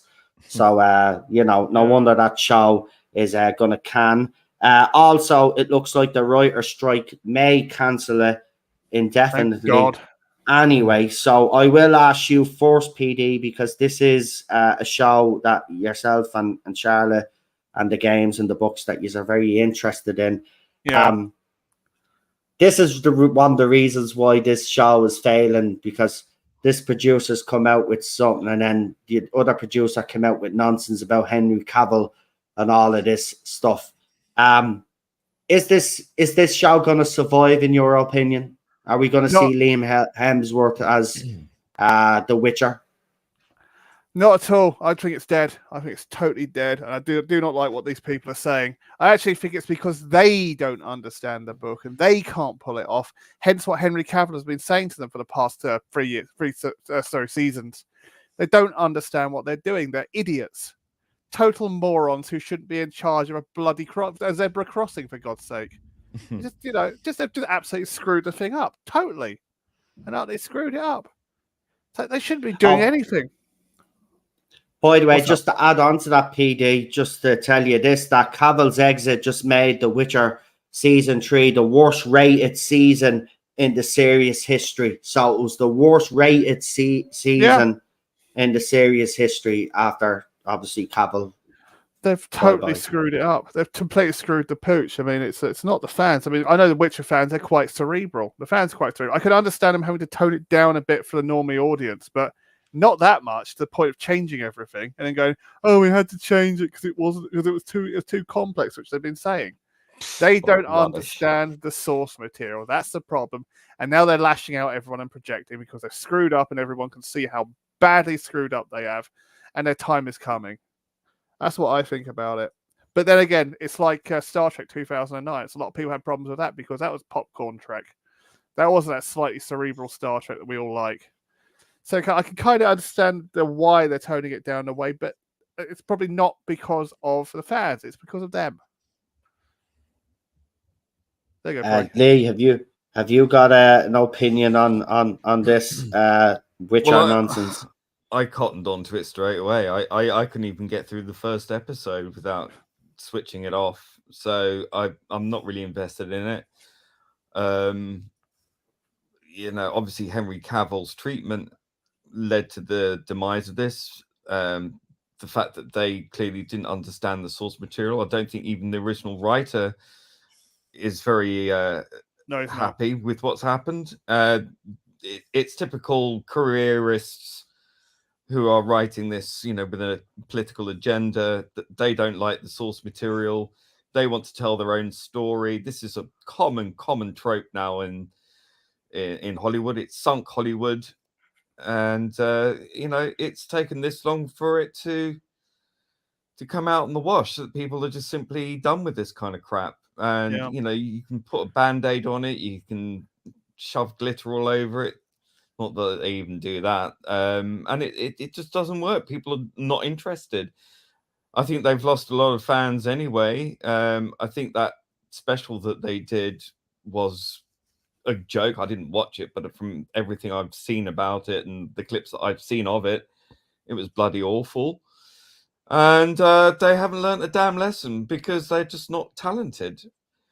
They might be talented at activism, Being even useful that's idiots, yeah. debatable, but ultimately they produce crap, and they will be treated as if they produce crap. And quite honestly, these people deserve to be on strike as a opportunity to get rid of them.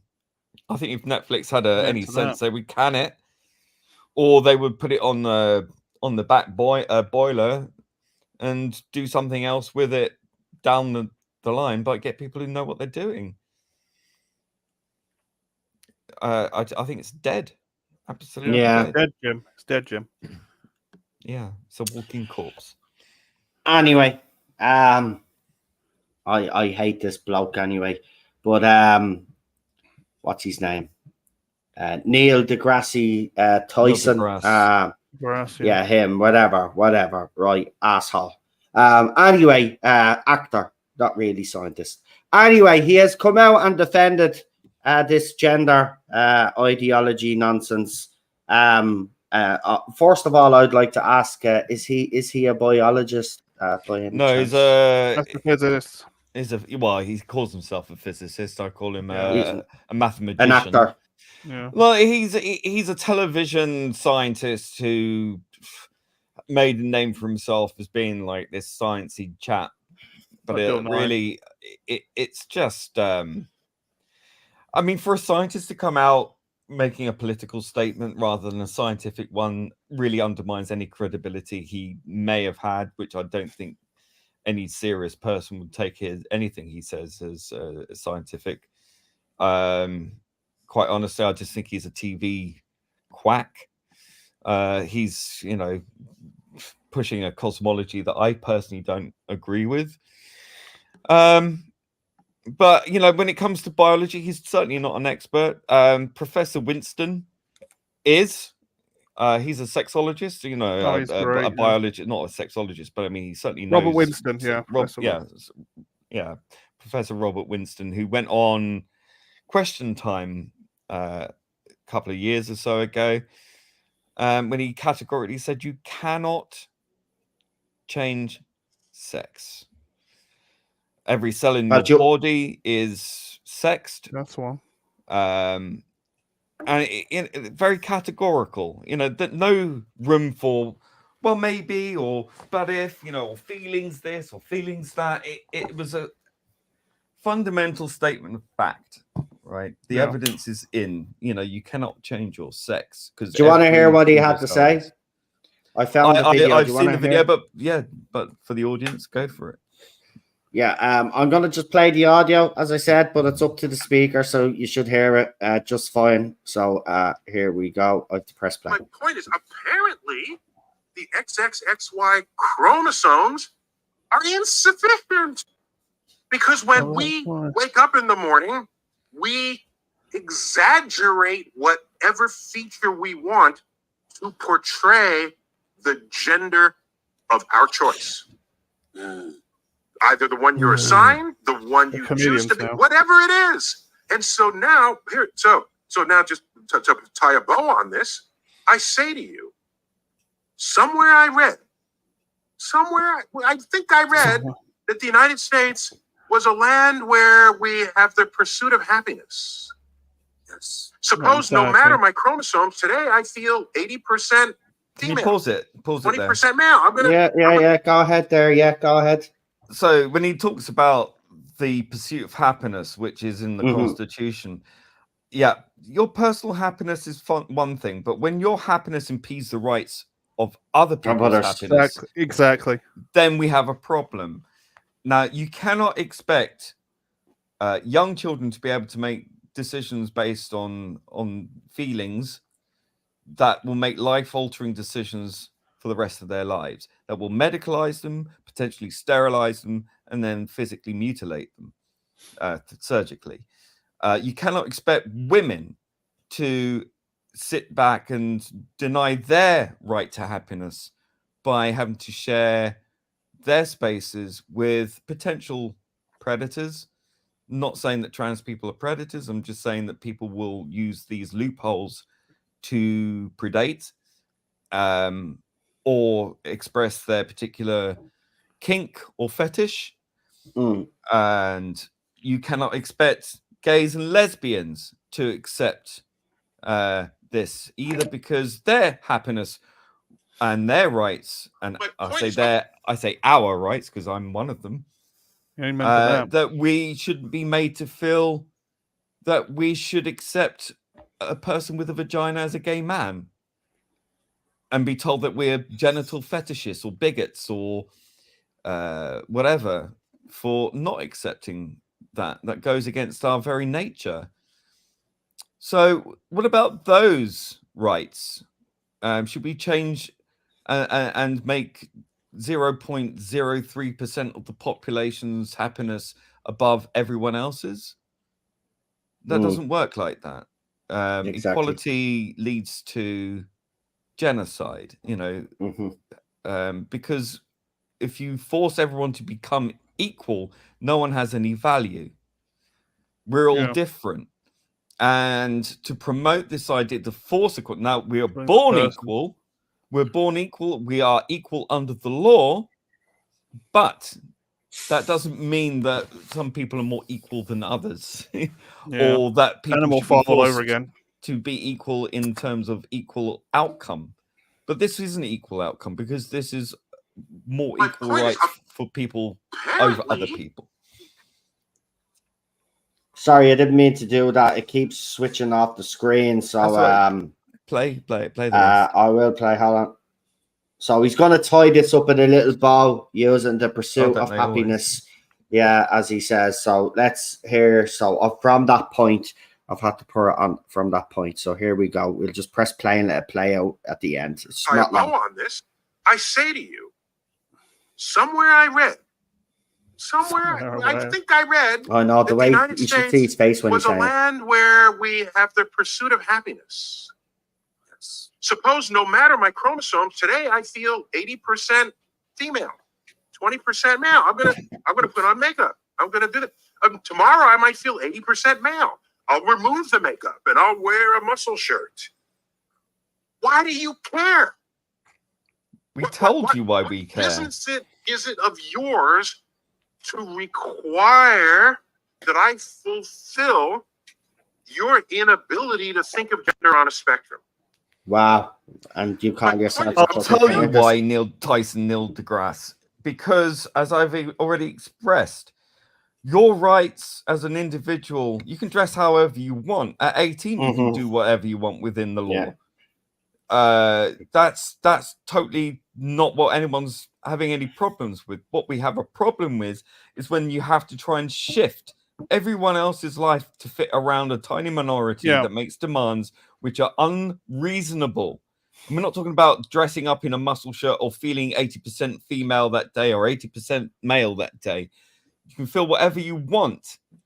Thing is, I should not be forced to comply with your feelings over my own feelings or over my own rights and the rights of other people like women, children, and gays and lesbians and straight people as well.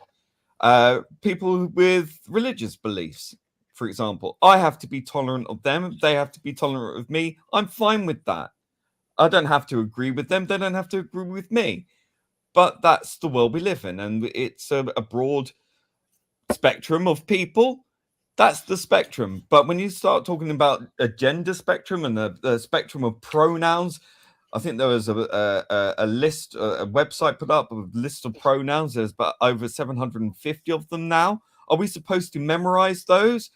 Or if we fail to use those in the right circumstances with the right person on the right day at the right minute, that we are bigots if we don't?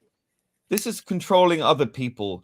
Why do I care? That's why I care. I care because you've made me care, because you are directly threatening my rights and the rights of other people.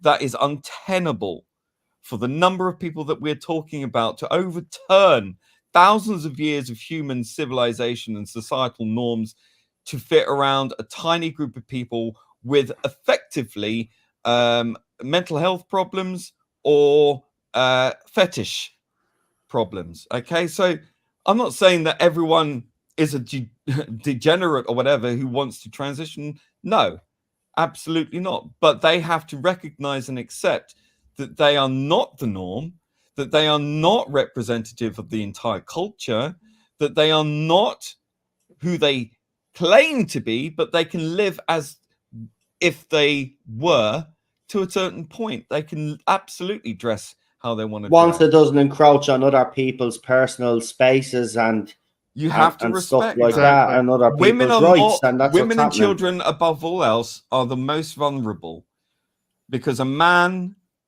identifying as a woman can overpower a woman.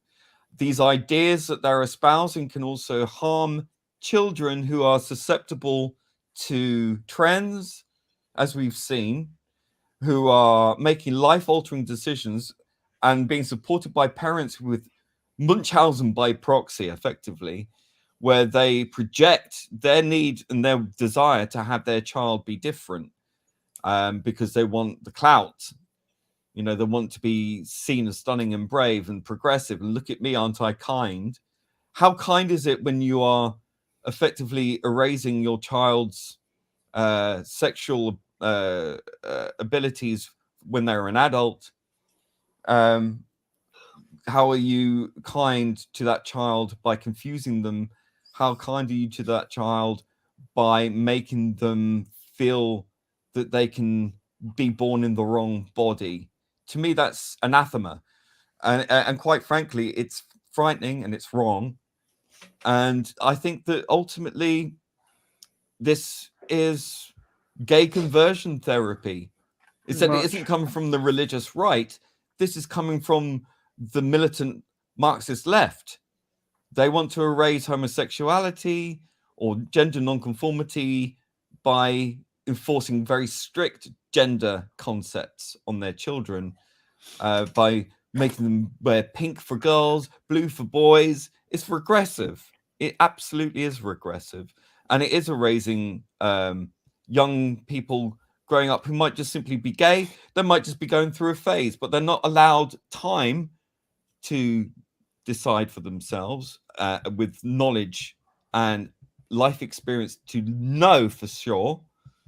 But even so, they're not born in the wrong body. No one is born in the wrong body. The body is you. You are your body. Your mind and your body are the same thing. So I just find this incredibly deceptive. It is a quasi-cultish religion, and it must be questioned. The age of no debate is gone. It's over. You know, we have to have this discussion. We have to have it urgently. Amen. Because this is a runaway with itself, and it must be curtailed. And I'm not saying that people should be treated negatively or badly or violently or I agree. or prejudiced against. No, not at all. We have to have a sensible, sensitive Yeah. conversation, but we need to have it now. So there's Exactly. understanding, but also both sides can hear each other's grievances and views and stuff, and then come to a consensus like we used to do in society. That's how we dealt with things before. Yeah. But as you said, you know, we saw this in a certain fandom when a certain person was cast. We were told there was no debate.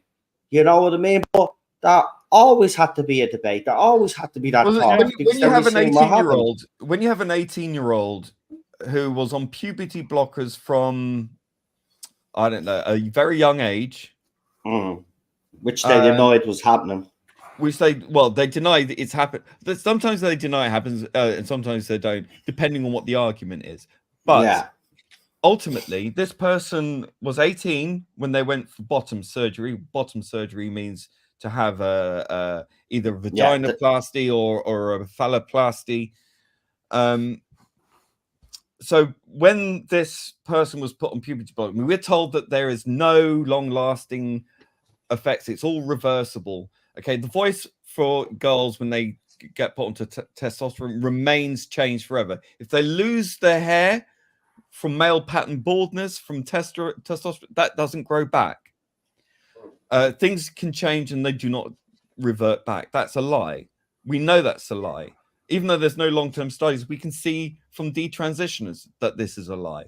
But this one person, this 18-year-old who was on puberty blockers from prepubescent age, went to have a vaginoplasty to have their penis inverted into what they call a vagina, which is not a vagina, obviously. Neo-vagina, Gaping as they wound. call it. But their penis was still that of a child because these so-called reversible puberty blockers had basically given them a micro penis, underdeveloped. Their sexual abilities are impeded. Their testicles are not properly developed either, so low sperm count, if not sterility, anyway. But when it came to inverting that, there wasn't enough tissue to turn it into a neo-vagina. So they had to take a graft from his colon. Oh, yeah. This story, yeah. And so they did that. And this is extreme surgery. This is extraordinary experimental and extreme surgery. Very invasive, very dangerous. This 18-year-old died on the slab after complications. And they covered it up as well. Well, they tried to, but the pictures were leaked and all sorts. It was horrific. Absolutely horrific. And this is an 18-year-old. And they'll say, it's just one person. One is more than enough. At 18 years old, you're doing this to children. You're giving them puberty blockers. They're reversible, yeah, but 90%, if not more, who take puberty blockers go on to have, you know, the hormones and then go on to do the surgeries, typically. Okay, so once they get started on this slope, they slide all the way down, right? So it's not a case of it being reversible, which it isn't anyway. But the fact is that they are funneled into this machine that just refuses to say, maybe we should think about this, or maybe you shouldn't do this. No, it's affirmation, affirmation, affirmation, affirmation, death in this instance. Now, I'm not saying that happens all the time, but it's happened once. It surely has happened more than that. We don't know. There's been a few cases I've Googled, and I've found several cases similar to that. And the point is, when you get into that young child and put them on puberty blockers, by that point, once they're on puberty blockers, it's very hard for them to desist because the machinery has them and they get processed through it, and it's affirmation all the way. And it's not, that in itself is not reversible very often. I mean, you know, technically. Yeah. So there's an awful lot of danger around this. There needs to be more conversation on this. In the UK, they put a ban on these kinds of surgeries for minors. I think there should be a ban on puberty blockers. Puberty blockers, it's the same chemical they use to castrate serial S offenders. And in and sorry, can I just point out that in Northern Ireland, Sinn Féin are actually pushing for puberty blockers. So just want to throw that all out the there. devolved parliaments. It's only the English Parliament which is saying, well, no. Yeah. Thank God. So if Labour gets in, God help us all, because they'll probably be trying to push this as well. No, they will. They'll be the wokies, the woke to try stay in as power as long as they can. As much as I loathe the Tories, I loathe Labour just as much, if not more so, specifically for this reason, and for the anti-Semitism. Okay, so there's two things that are just those two issues alone are enough to make me not want to vote for Labour. Yeah. Let alone the economic policies. But anyway, so right, will we move on, because you know we've got. All I'll say move is on. you have to have this conversation. And I've heard troubling report as well that they're moving the Tavistock, because the Tavistock Institute closed, the gender affirming, so-called gender affirming care. It was closed because of whistleblowers saying they're converting gay kids basically, even though kids should just be kids. But that happened, and I've heard that they're moving GIDS, which is the gender identity fucking machinery, to Guy's Children's Hospital. Oh my God. I don't know how much of that's true or what that entails or what that means, but people need to be aware that this hasn't just gone away. It's moved. They pointed, they always do go underground, these type of. But it's not it's moved to Guy's Children's Hospital. Yeah. I don't think that's what the Children's Hospital should be used for. No, I agree. Anyway, just briefly, we're not going to stay too long on this topic because it's not really, it's a non-topic. Because Secret Invasion, Marvel have another flop on their hands, and the director. So it seems to be a week. It just seems to be a week of producers and directors coming out and shooting their mouths off, because the director of this show turned around and says, Secret Invasion director on Reddit, Marvel fans, it's our job to fulfill their expectations, which basically what the director is saying there is that, well, we're never going to keep the Marvel fans happy because, instead of literally, looking at themselves, you failed again because you are more interested in your wokeness again. You just couldn't make the Secret Invasion show and just have a decent show. You had to put your politics in it. And now, because it's flopped, you are now saying, Marvel fan, it's our responsibility to fulfill their expectations. So what you're basically saying is their expectations were too high and you are always going to fail. Whereas the real truth of the matter is you were shit writers and you just didn't do the job that you were paid to do. So good fucking riddance to Secret Invasion. Yeah. Mm-hmm. Right. No, that's all I've got to say on that shit. Do you guys want to add on to that? I think we're sick of Marvel and DC now giving us shit. Oh, just like tell Disney. me about it. Sick of both of them. I'm absolutely sick of them. I just want to say this about these directors. Well, if you can't do the job, get out the kitchen. Yep. That's what I'm going to say to them.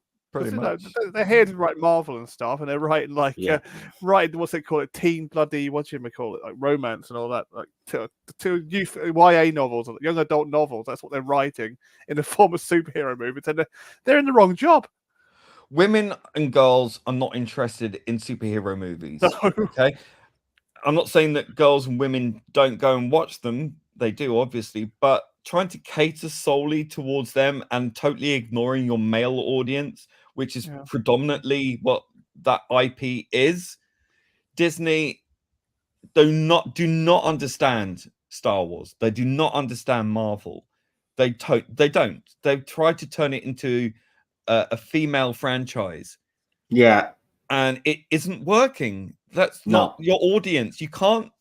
This is like with Doctor Who. You can't force the audience. What your audience is.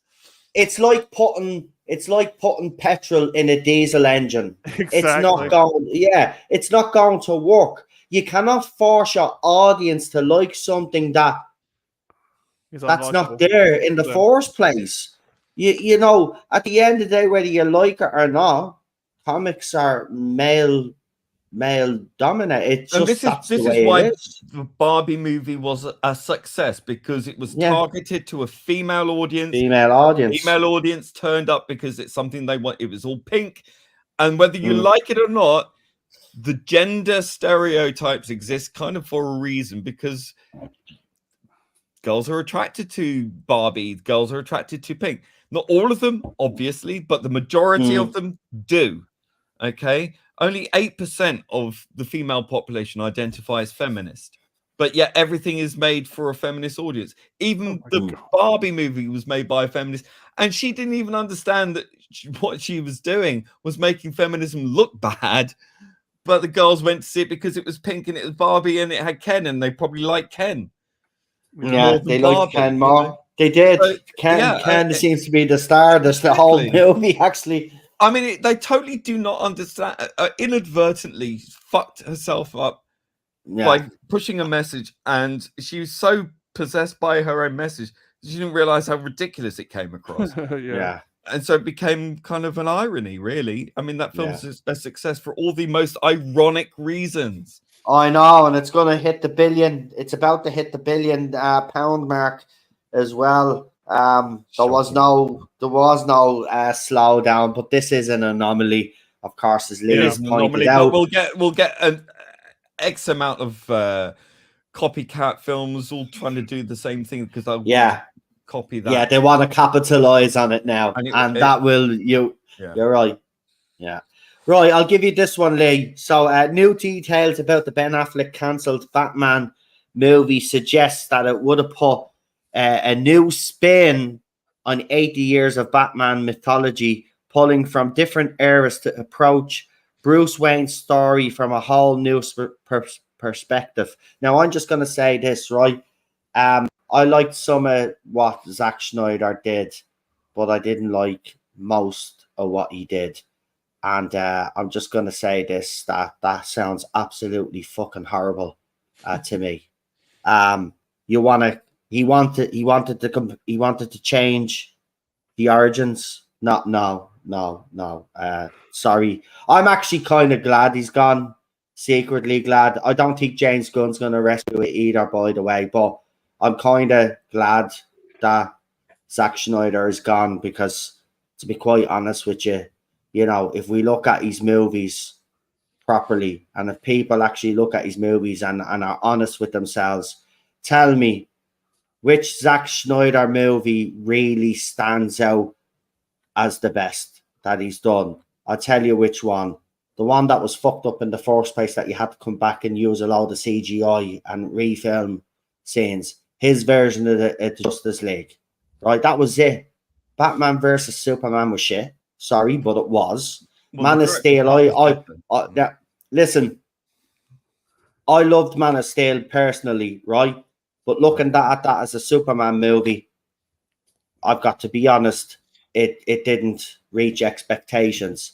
Zack Snyder has been very up and down, but mostly down in my opinion. So I'm glad he's gone. But I don't think James Gunn was the answer either. So DC side of things is fucked, in my opinion. You know, Warner Brothers might be able to pull themselves out of the shit show by selling DC off and keep making the movies that they make, because they've made 2 hit movies now in a row with Barbie and Oppenheimer. So they can do it. So they sell off DC and give it to someone that actually knows what they're fucking doing. But again, they won't do that. But guys, to change the mythology of a character like Batman and to pull from, he wanted to pull from all different eras of Batman, but Barbie was there are different eras, by the way. Yeah, but was it? Okay, yeah. Sorry. Okay. And Oppenheimer, Oppenheimer was Universal. Was it both Universal? Oh, the distributed by Universal. Yeah, could be made. Yeah. Following Nolan's yeah, because he fell out with Warner Brothers. So it wasn't Warner Brothers; it's Universal. Oh, I keep saying it's all Warner Brothers, Universal. Then weird. So that explains the Yeah, but why is there Barbenheimer. Warner Brothers? Yeah, but why is there Warner Brothers fucking tags all over the fucking thing? It isn't. Why is everyone saying it's Warner Brothers then? Yeah, Weird. and I thought I seen the trailer with the logo on it, and then it goes into the Barbie. I'm fucking seeing things. Then maybe this is okay. Anyway, doesn't matter, right? Pulling from 80 years of Batman's mythology, pulling from different eras to and do a different approach to Bruce Wayne, right? You've seen all the different eras of Batman that there are out there in the animations and all of that, the Michael Keaton movies, and then we got the Soy Batman, right? I mean, there's no way that he would have been able to pull this off, and it would have been just like his universe, a mess. Oh no, you're right. No. It was Warner Brothers. It's my mistake. That's what I thought. There So you go. No, I was reading Yeah, man. Wikipedia. It started off with Universal Pictures, and then Sony Pictures acquired the rights, and then it was. There you go. I thought the host of the show was a dumb prick and didn't know what he was talking about. Thank you, Yeah. Lee, for making me alright. look Just keeping you stupid on for your about toes. 5 minutes. Keep There it you on- go. I I made myself know. look I know, but good man. So at least you fucking corrected it, and that's what we like about this. We do correct our mistakes if we make any, but there you go. It wasn't. But Lee, this would have been an awful idea. In fairness, come on, Zack Snyder to do this. I mean, the Justice League, his version cut is a deadly movie. I think personally, I do think it's the best thing that he's done in the DC universe. That's just my personal opinion. Is there any movies that he done during his reign that you actually liked? And would you like to see Ben Affleck do this cancelled movie? Would you like to see this movie go forward? Well, I don't really understand the premise, but I mean, okay, Batman's been around for 80 years. Fine. But he wants to put a new spin on it by Well, bringing in all the mythology. No, I mean, yeah, bringing all the mythology and putting a new spin on it, then it's not the thing, is it? It's something else. I mean, you might add to it, but ultimately, we have never, ever once, not once, seen Batman on screen as he is in the comic books. Not once. In Detective. 80 years, not once. No, you're right. I think if you want to do Batman and do it right, then do Batman as he was in, the detective comics or whatever. He needs to be a sleuth detective. That's what he was. He was a crime-fighting detective. Sherlock Holmes in a cape. Yes. And a mask. Yes. Like the Green Hornet, wasn't Absolutely. And I thought you were going to do that with Robert Pattinson's because there were some scenes where he was being a bit of detective, but he never fucking capitalized on that in that movie. And I think if they had stuck more to that side of it with his movie, I think that movie would have done a lot better, to be quite honest with you. I think as well, getting the costume right is a good start. I think with Affleck's, a lot of fans said that his costume was the most accurate, especially the grey one in the Flash movie. But I think they really I haven't. They really need to go back to the drawing board. Well, not even the drawing board. Just go back to the blueprint. It's there. Yeah, it's already there. You got I know 80 odd years of history to draw from. You got comic books stretching all those years back, and you're telling me you can't present Batman as he's supposed to be presented even once? It's all very well and good having, the Nolan Batman and all these different Batman and everything. No, you better not say that about them bad. No. I'm just saying that it has its place. It has its place. You're right. Of course. And for me, the Batman Returns is still my favorite Batman. That's a great movie, though. But I have to say, it's still, I was watching the original Batman the movie with Jack, and he hates it. He absolutely hated that movie, namely because he's not like Batman in the comic books. He's killing people left, right, and center. He's got this very restrictive rubber suit on. and it's all black and stuff. Whereas we grew up with him, so it's different for us Yeah. because It we're is. used to seeing that. Whereas Jack wouldn't Well, be. for me, His- my first introduction to Batman outside of the comic books was the 60s TV show. Yeah. Count for me, right? Batman. That was deadly, though, man. Come But on. I think ultimately, I keep saying ultimately, but Ah. we do need at one point, at least once in all these decades, to get a Batman that is from the comic books with the white eyes, the blue, Yeah. dark blue cowl, the grey suit. Just do it once. You'll be amazed how much money you make. Yeah. There, Nicholas Horton said there, and this is a fair point because I've been checking out. As I said, I'm on Batman. I watched Batman Begins, so I'm on a bit of a Batman buzz right now. So I'm going to go through all the Batmans that I have, including the animations that I have available to me, Animation's and I'm amazing. going through them all. But Batman, by the animated screen- series. By screen, I Is- mean live action. You know, I mean obviously Yeah. the animated series is the closest. You're right. Yeah.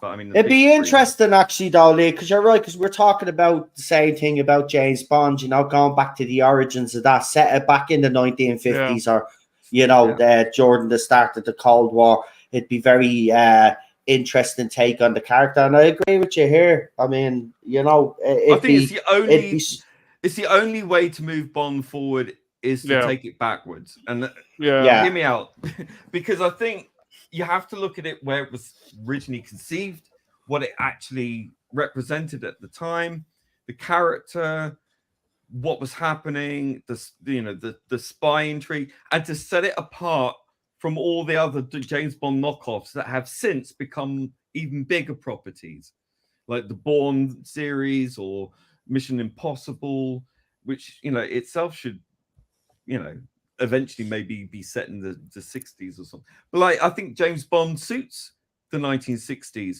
and imagine like the pseudo futuristic gear that he would have in the 60s, that you could do some sort of really cool stuff with the gadgetry and the Cold War stuff. Put him in his proper environment. That's how he was envisioned. That's how he was when he was created. He was based on a real person that did the real stuff that I know the descendants of. And I think that taking Bond back to the 1950s, I think if they did that, I think that a whole lot of other things like Batman would follow suit, and they would go back to the authenticity of when these characters, these old IPs were created, take them right back to there and present them in their proper age. Maybe make Batman set that in the 60s or 30s or 40s or something, but do it properly. Or if you're going to do Batman in the modern day, then make Gotham look like Gotham. Make the Batman look like Batman. Make Batman a detective again. But I think I think it would be really, really cool to make them sort of period stories. Maybe Batman or Superman in the 40s or something. Oh, they did one. They did one, an animated one. Yeah, but I mean, like live action. Oh, yeah. Good point. Well, we got one more bit in it. It's not news, I suppose. Well, it is news, but it's news for you UK viewers, especially because Friday Night Tights is going to be in the UK in September. Not me, Friday Night Tights, Gary's channel. I know. And they are meeting up. I have it here. Hold on. Because I wanted to let you know, because obviously some of you are from the UK. So they're going to be meeting up in the Sports Bar and Grill, Old Street, London. And it's on from 6 to 10 p.m. Minors with parents are only there from 6 to 8, and then you have to feck off. Because obviously then the last 2 hours, then, they'll probably have a panel or something like that, and they'll be, coursing and stuff. You don't want kids around that. And drunk. And there'll be drunk people as well. So it's September the 6th on a Wednesday. So we will keep reminding you as it gets closer. But How much are tickets? it's free. Oh, is it? Oh, It's free admission. There's a link. If you go to his page, his Twitter account or his Mrs. Twitter account, they have the link there. You can go in, you can reserve a spot, I think. And I think, usually what they do at these things is the first drink is free or something, or you get, there's stuff there anyway when you turn up. So, there you go. They're doing their UK meet up, and I'm pretty sure there'll be loads of YouTubers that are from the UK that will show up there. So I just thought I'd let you all know, because some of you are from the UK. It's a pity, because I'd love to be there, because I know I'd be able to link up then with probably Lee and PD and others then while they're all over there. Would have been a nice little thing, but September is coming a bit. It's too quick, it's only a few weeks away, and there'll be no way I'd be able to sort out everything that I need to sort out to get over there. But maybe for the next one. But yeah, there you go. So if you are interested, sports bar as well. So it'll be nice big screens, a few drinks, bit of a laugh. What more could you want? So yeah, go and meet them all. They'll announce guests, but you'll have your usuals there. Gary, of course, Comics Division, X-Ray Girl, and I'm pretty sure maybe Jeremy and the lads will be there as well. All sold out. Oh, there you go. Well, it's already sold out. Well, then they'll have to do a second one then, won't they? They'll probably announce one, because that's what they usually do. But there you go. Success then. That's brilliant. It's great to see content creators out there get support like that. And hopefully, if we're ever in a position, if we're ever in a position to do something like that, we will. And we'll all meet up and have a laugh. Gary said that those who can't make it to London, that he's going to be going up and down the country, so keep an eye out if he's in your local area. Oh, there you go then. So he probably I don't know. More informal. I don't know if you'd be able to do one in Dublin now, because like American tourists are being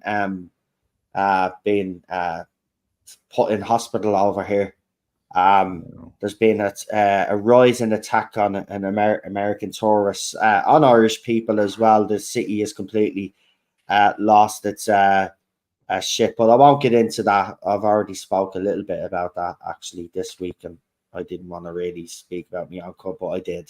And as you've seen, I've put the temporary rebrand in place, so there's no Tarda Zone anywhere on the channel now. So as soon as we get the rebrand done, we'll let you know about it. But that's the temporary one there, just in case anybody thinks that's the permanent one. That's not the permanent one. That it looks bleeding stupid. I just wanted to get the Tarda Zone logo off me. Off me page. I'm that disgusted with Doctor Who, but I just want to say, because Lee is here, is like, he put all of those together, and I obviously, when I did say to you about the rebrand, says let's do it. So I know that you're not pissed off about the rebrand, but I just want to say personally, this has been a hard decision, because I know you've put so much work into everything that you've done on this channel. Well, you got fair usage out of it. Yeah, but in fairness, I just want you to know though that all your work hasn't gone unappreciated.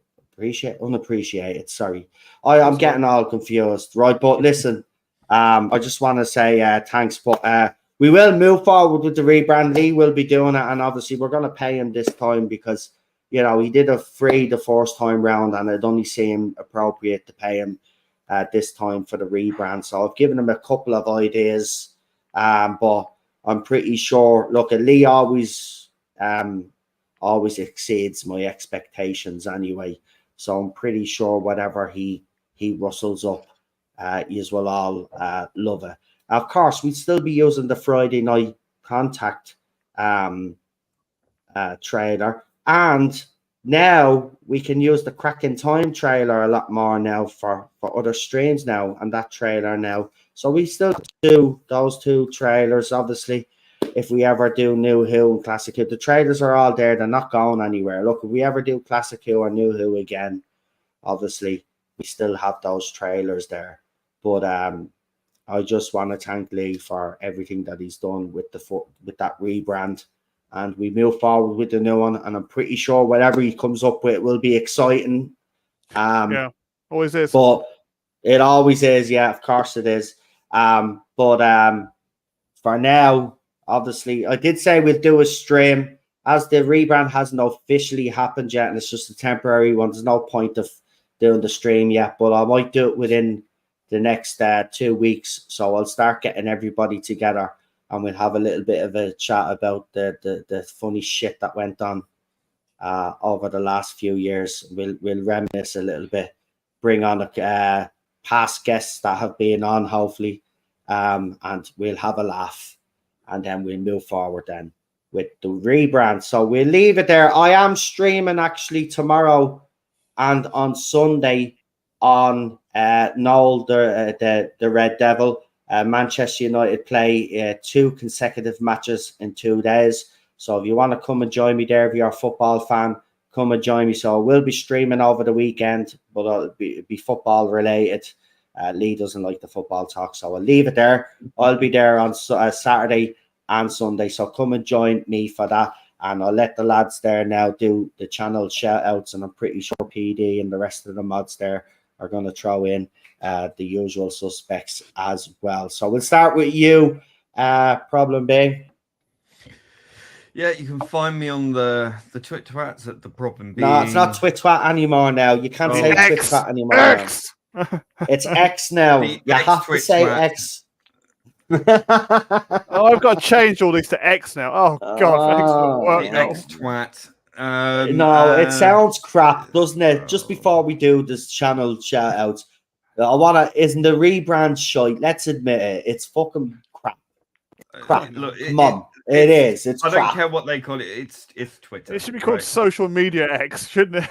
Do you know what he could have called it? No, he could have kept the Twitter name. He could have called it Twitter X. I just would've can't been great. understand why he wanted to just get. I understand why he got rid of the Twitter name, right? We do get it. It's his now, and he wants to rebrand it.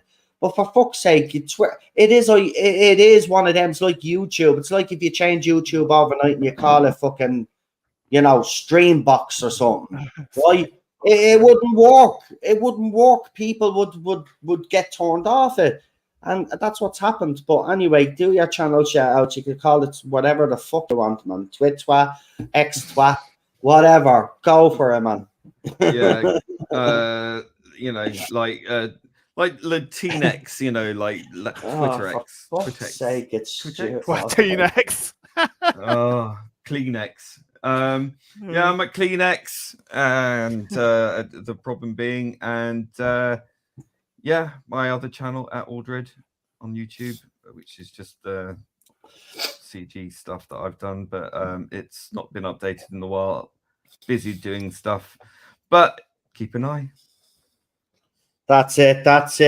And Scottish Stavros says, will you be wise to bring a stalker on? Because Daniel was accused of being a stalker by an actual stalker. That was the funniest thing. So, apparently he's been stalking me for 6 years, lads. I never knew that. But anyway, we'll move swiftly on to PD Rich. Okay. You can normally find me on Rabbi's channel and the chat modding when the syndrome wears off. And I can actually do something again without wanting to just start fiddling with everything. Do go to Jack's channel, Daniel's channel, and Gobby's channel as well. Oh, they're good channels. And if you want to check it out, can you go and check out WDW Pro, because he's got some absolutely excellent stuff at the moment. He's just hitting out the park. Fantastic. There you go. And some of those channels cover that show that I don't cover anymore, so yous are sorted. Yeah, so go there instead. You go. And just want to thank everybody that did watch the stream with me, Charlotte, and PD Rich midweek. It's the most watched stream that I've probably had in about 2 or 3 fucking months, which is, which happens. But everybody seemed to enjoy the stream. So I want to thank everybody that tuned in for that one. And of course, if you want to hear my individual opinion on Lizzo and Cardi B. Oh, latest news on Cardi B. Just before we go, there is a couple of little snippets of news that I can get the lads' brief opinion on. So first of all, actually, Lee, there has been a development in obviously the world of swimming because the cheat. Yeah, because the cheat that was pretending to be a woman that was beating all the women can no longer compete against biological women. So the the swimming federation or whatever they are body has come out and said that transgender women cannot compete against biological women in the swimming Have your pool. own category. That's fine. Yeah. No one's stopping you. Just, you can't compete against women because it's not fair. End of story. That's it. But it's a great decision. You never see them swimming against. You never see trans men competing against men in physical sports. Why is that? Because they get beaten. Interesting, isn't it? Anyway. Yeah. What else? There was something else briefly that I saw that I wanted, but it's gone out of my head, so it mustn't have been that important. So we will leave it there. Yeah. I was going to talk about Mark Hamill tonight, but I'm pretty sure Mark Hamill will give us plenty of content for next week. So tune in for that because Mark Hamill when he's not busy lost. sending killer drones to kill Russians and exactly doesn't affect him. Exactly. We'll get into Hamill next week and Ron Perlman and all of these other crybaby gobshites that keep giving out about X but are still on the platform, and we'll be talking about their hypocrisy and other stuff as well. And of course, I'm just seeing an absolutely disgusting picture there at one of these marches. People in what's that? They wear the masks, the dog masks, and all of that. What's that fetish called? Yeah, what do you call it? Yeah, furries. Yeah, furries. Oh, are you talking about leather or rubber masks? Or you they're rubber masks. They're rubber masks. Yeah, that's where they pretend to be dogs. Yeah, that's just something else. That's yeah. Anyway, we'll leave it there. Look, we'll be definitely there. We'll definitely back next week, and there'll be plenty to talk about because this is, of course, 2023, and in 2023, the nonsense just keeps getting on. It just keeps getting more ridiculous, and I'm pretty sure something else will discuss this in the next few days. And week to come because that's where we are right now. But remember what I said. Didn't mean to go on a bit of a rant there, but I meant every word of what I've said. The end of the day, it's time. Lee called for it as well a few weeks back when we had him on when we were talking about this exact topic. And, we said it. It's time for people to, we need to stand side by side and fight this absolutely horrible ideology that's going around. I mean, it needs to be stopped, nipped in the bud. Look, as Lee says, there's there's genuine cases out there. I don't fully understand the whole transgender thing. I don't think I ever will. But as I've always said, and I will say this, if you're a grown-ass adult and that's what you choose to do to your body, go ahead. But just leave our kids out of this, right, and let them be kids. And stay out of women's spaces. And I'm glad the swimming organization has done what they've done. Now let's hope other sports follow suit. And as Lee said, and I've said it as well, there are plenty of solutions to this that are actually very easy, right? And you could have trans categories in sport. You could have trans toilets. You could do all of this. We have disabled toilets. We have baby mother toilets and even daddy ones now because 2023, daddy can change a baby's nappy as well, right? You have female toilets, you have male toilets, you have disabled toilets, you can have trans toilets as well, male and female. You know what I mean? There are ways around this, but you know what it is? They don't want to spend the money either. They're lazy pieces of shit. So they cause chaos, and we have chaos in society. But we'll leave it there. Don't forget to like, share, and subscribe. We will be back during the week, of course, on the channel where we'll be covering other nonsense, because as I said, there's always nonsense to talk about. And of course, we'll be back here next Friday with the lads, and I'm pretty sure we'll have plenty to bitch about next week as well, because, you know, they make it so easy for us. That's the thing. They make it so easy for us, you know. We would love to come on here one week, lads, wouldn't we? And just fucking have a stream where we're having a laugh and talking about how great TV and everything is. But of course, that's not the reality. But we'll make the best of it, as we always do. Good night. Look after yourselves. Take care. And we'll talk to you very soon. Bye.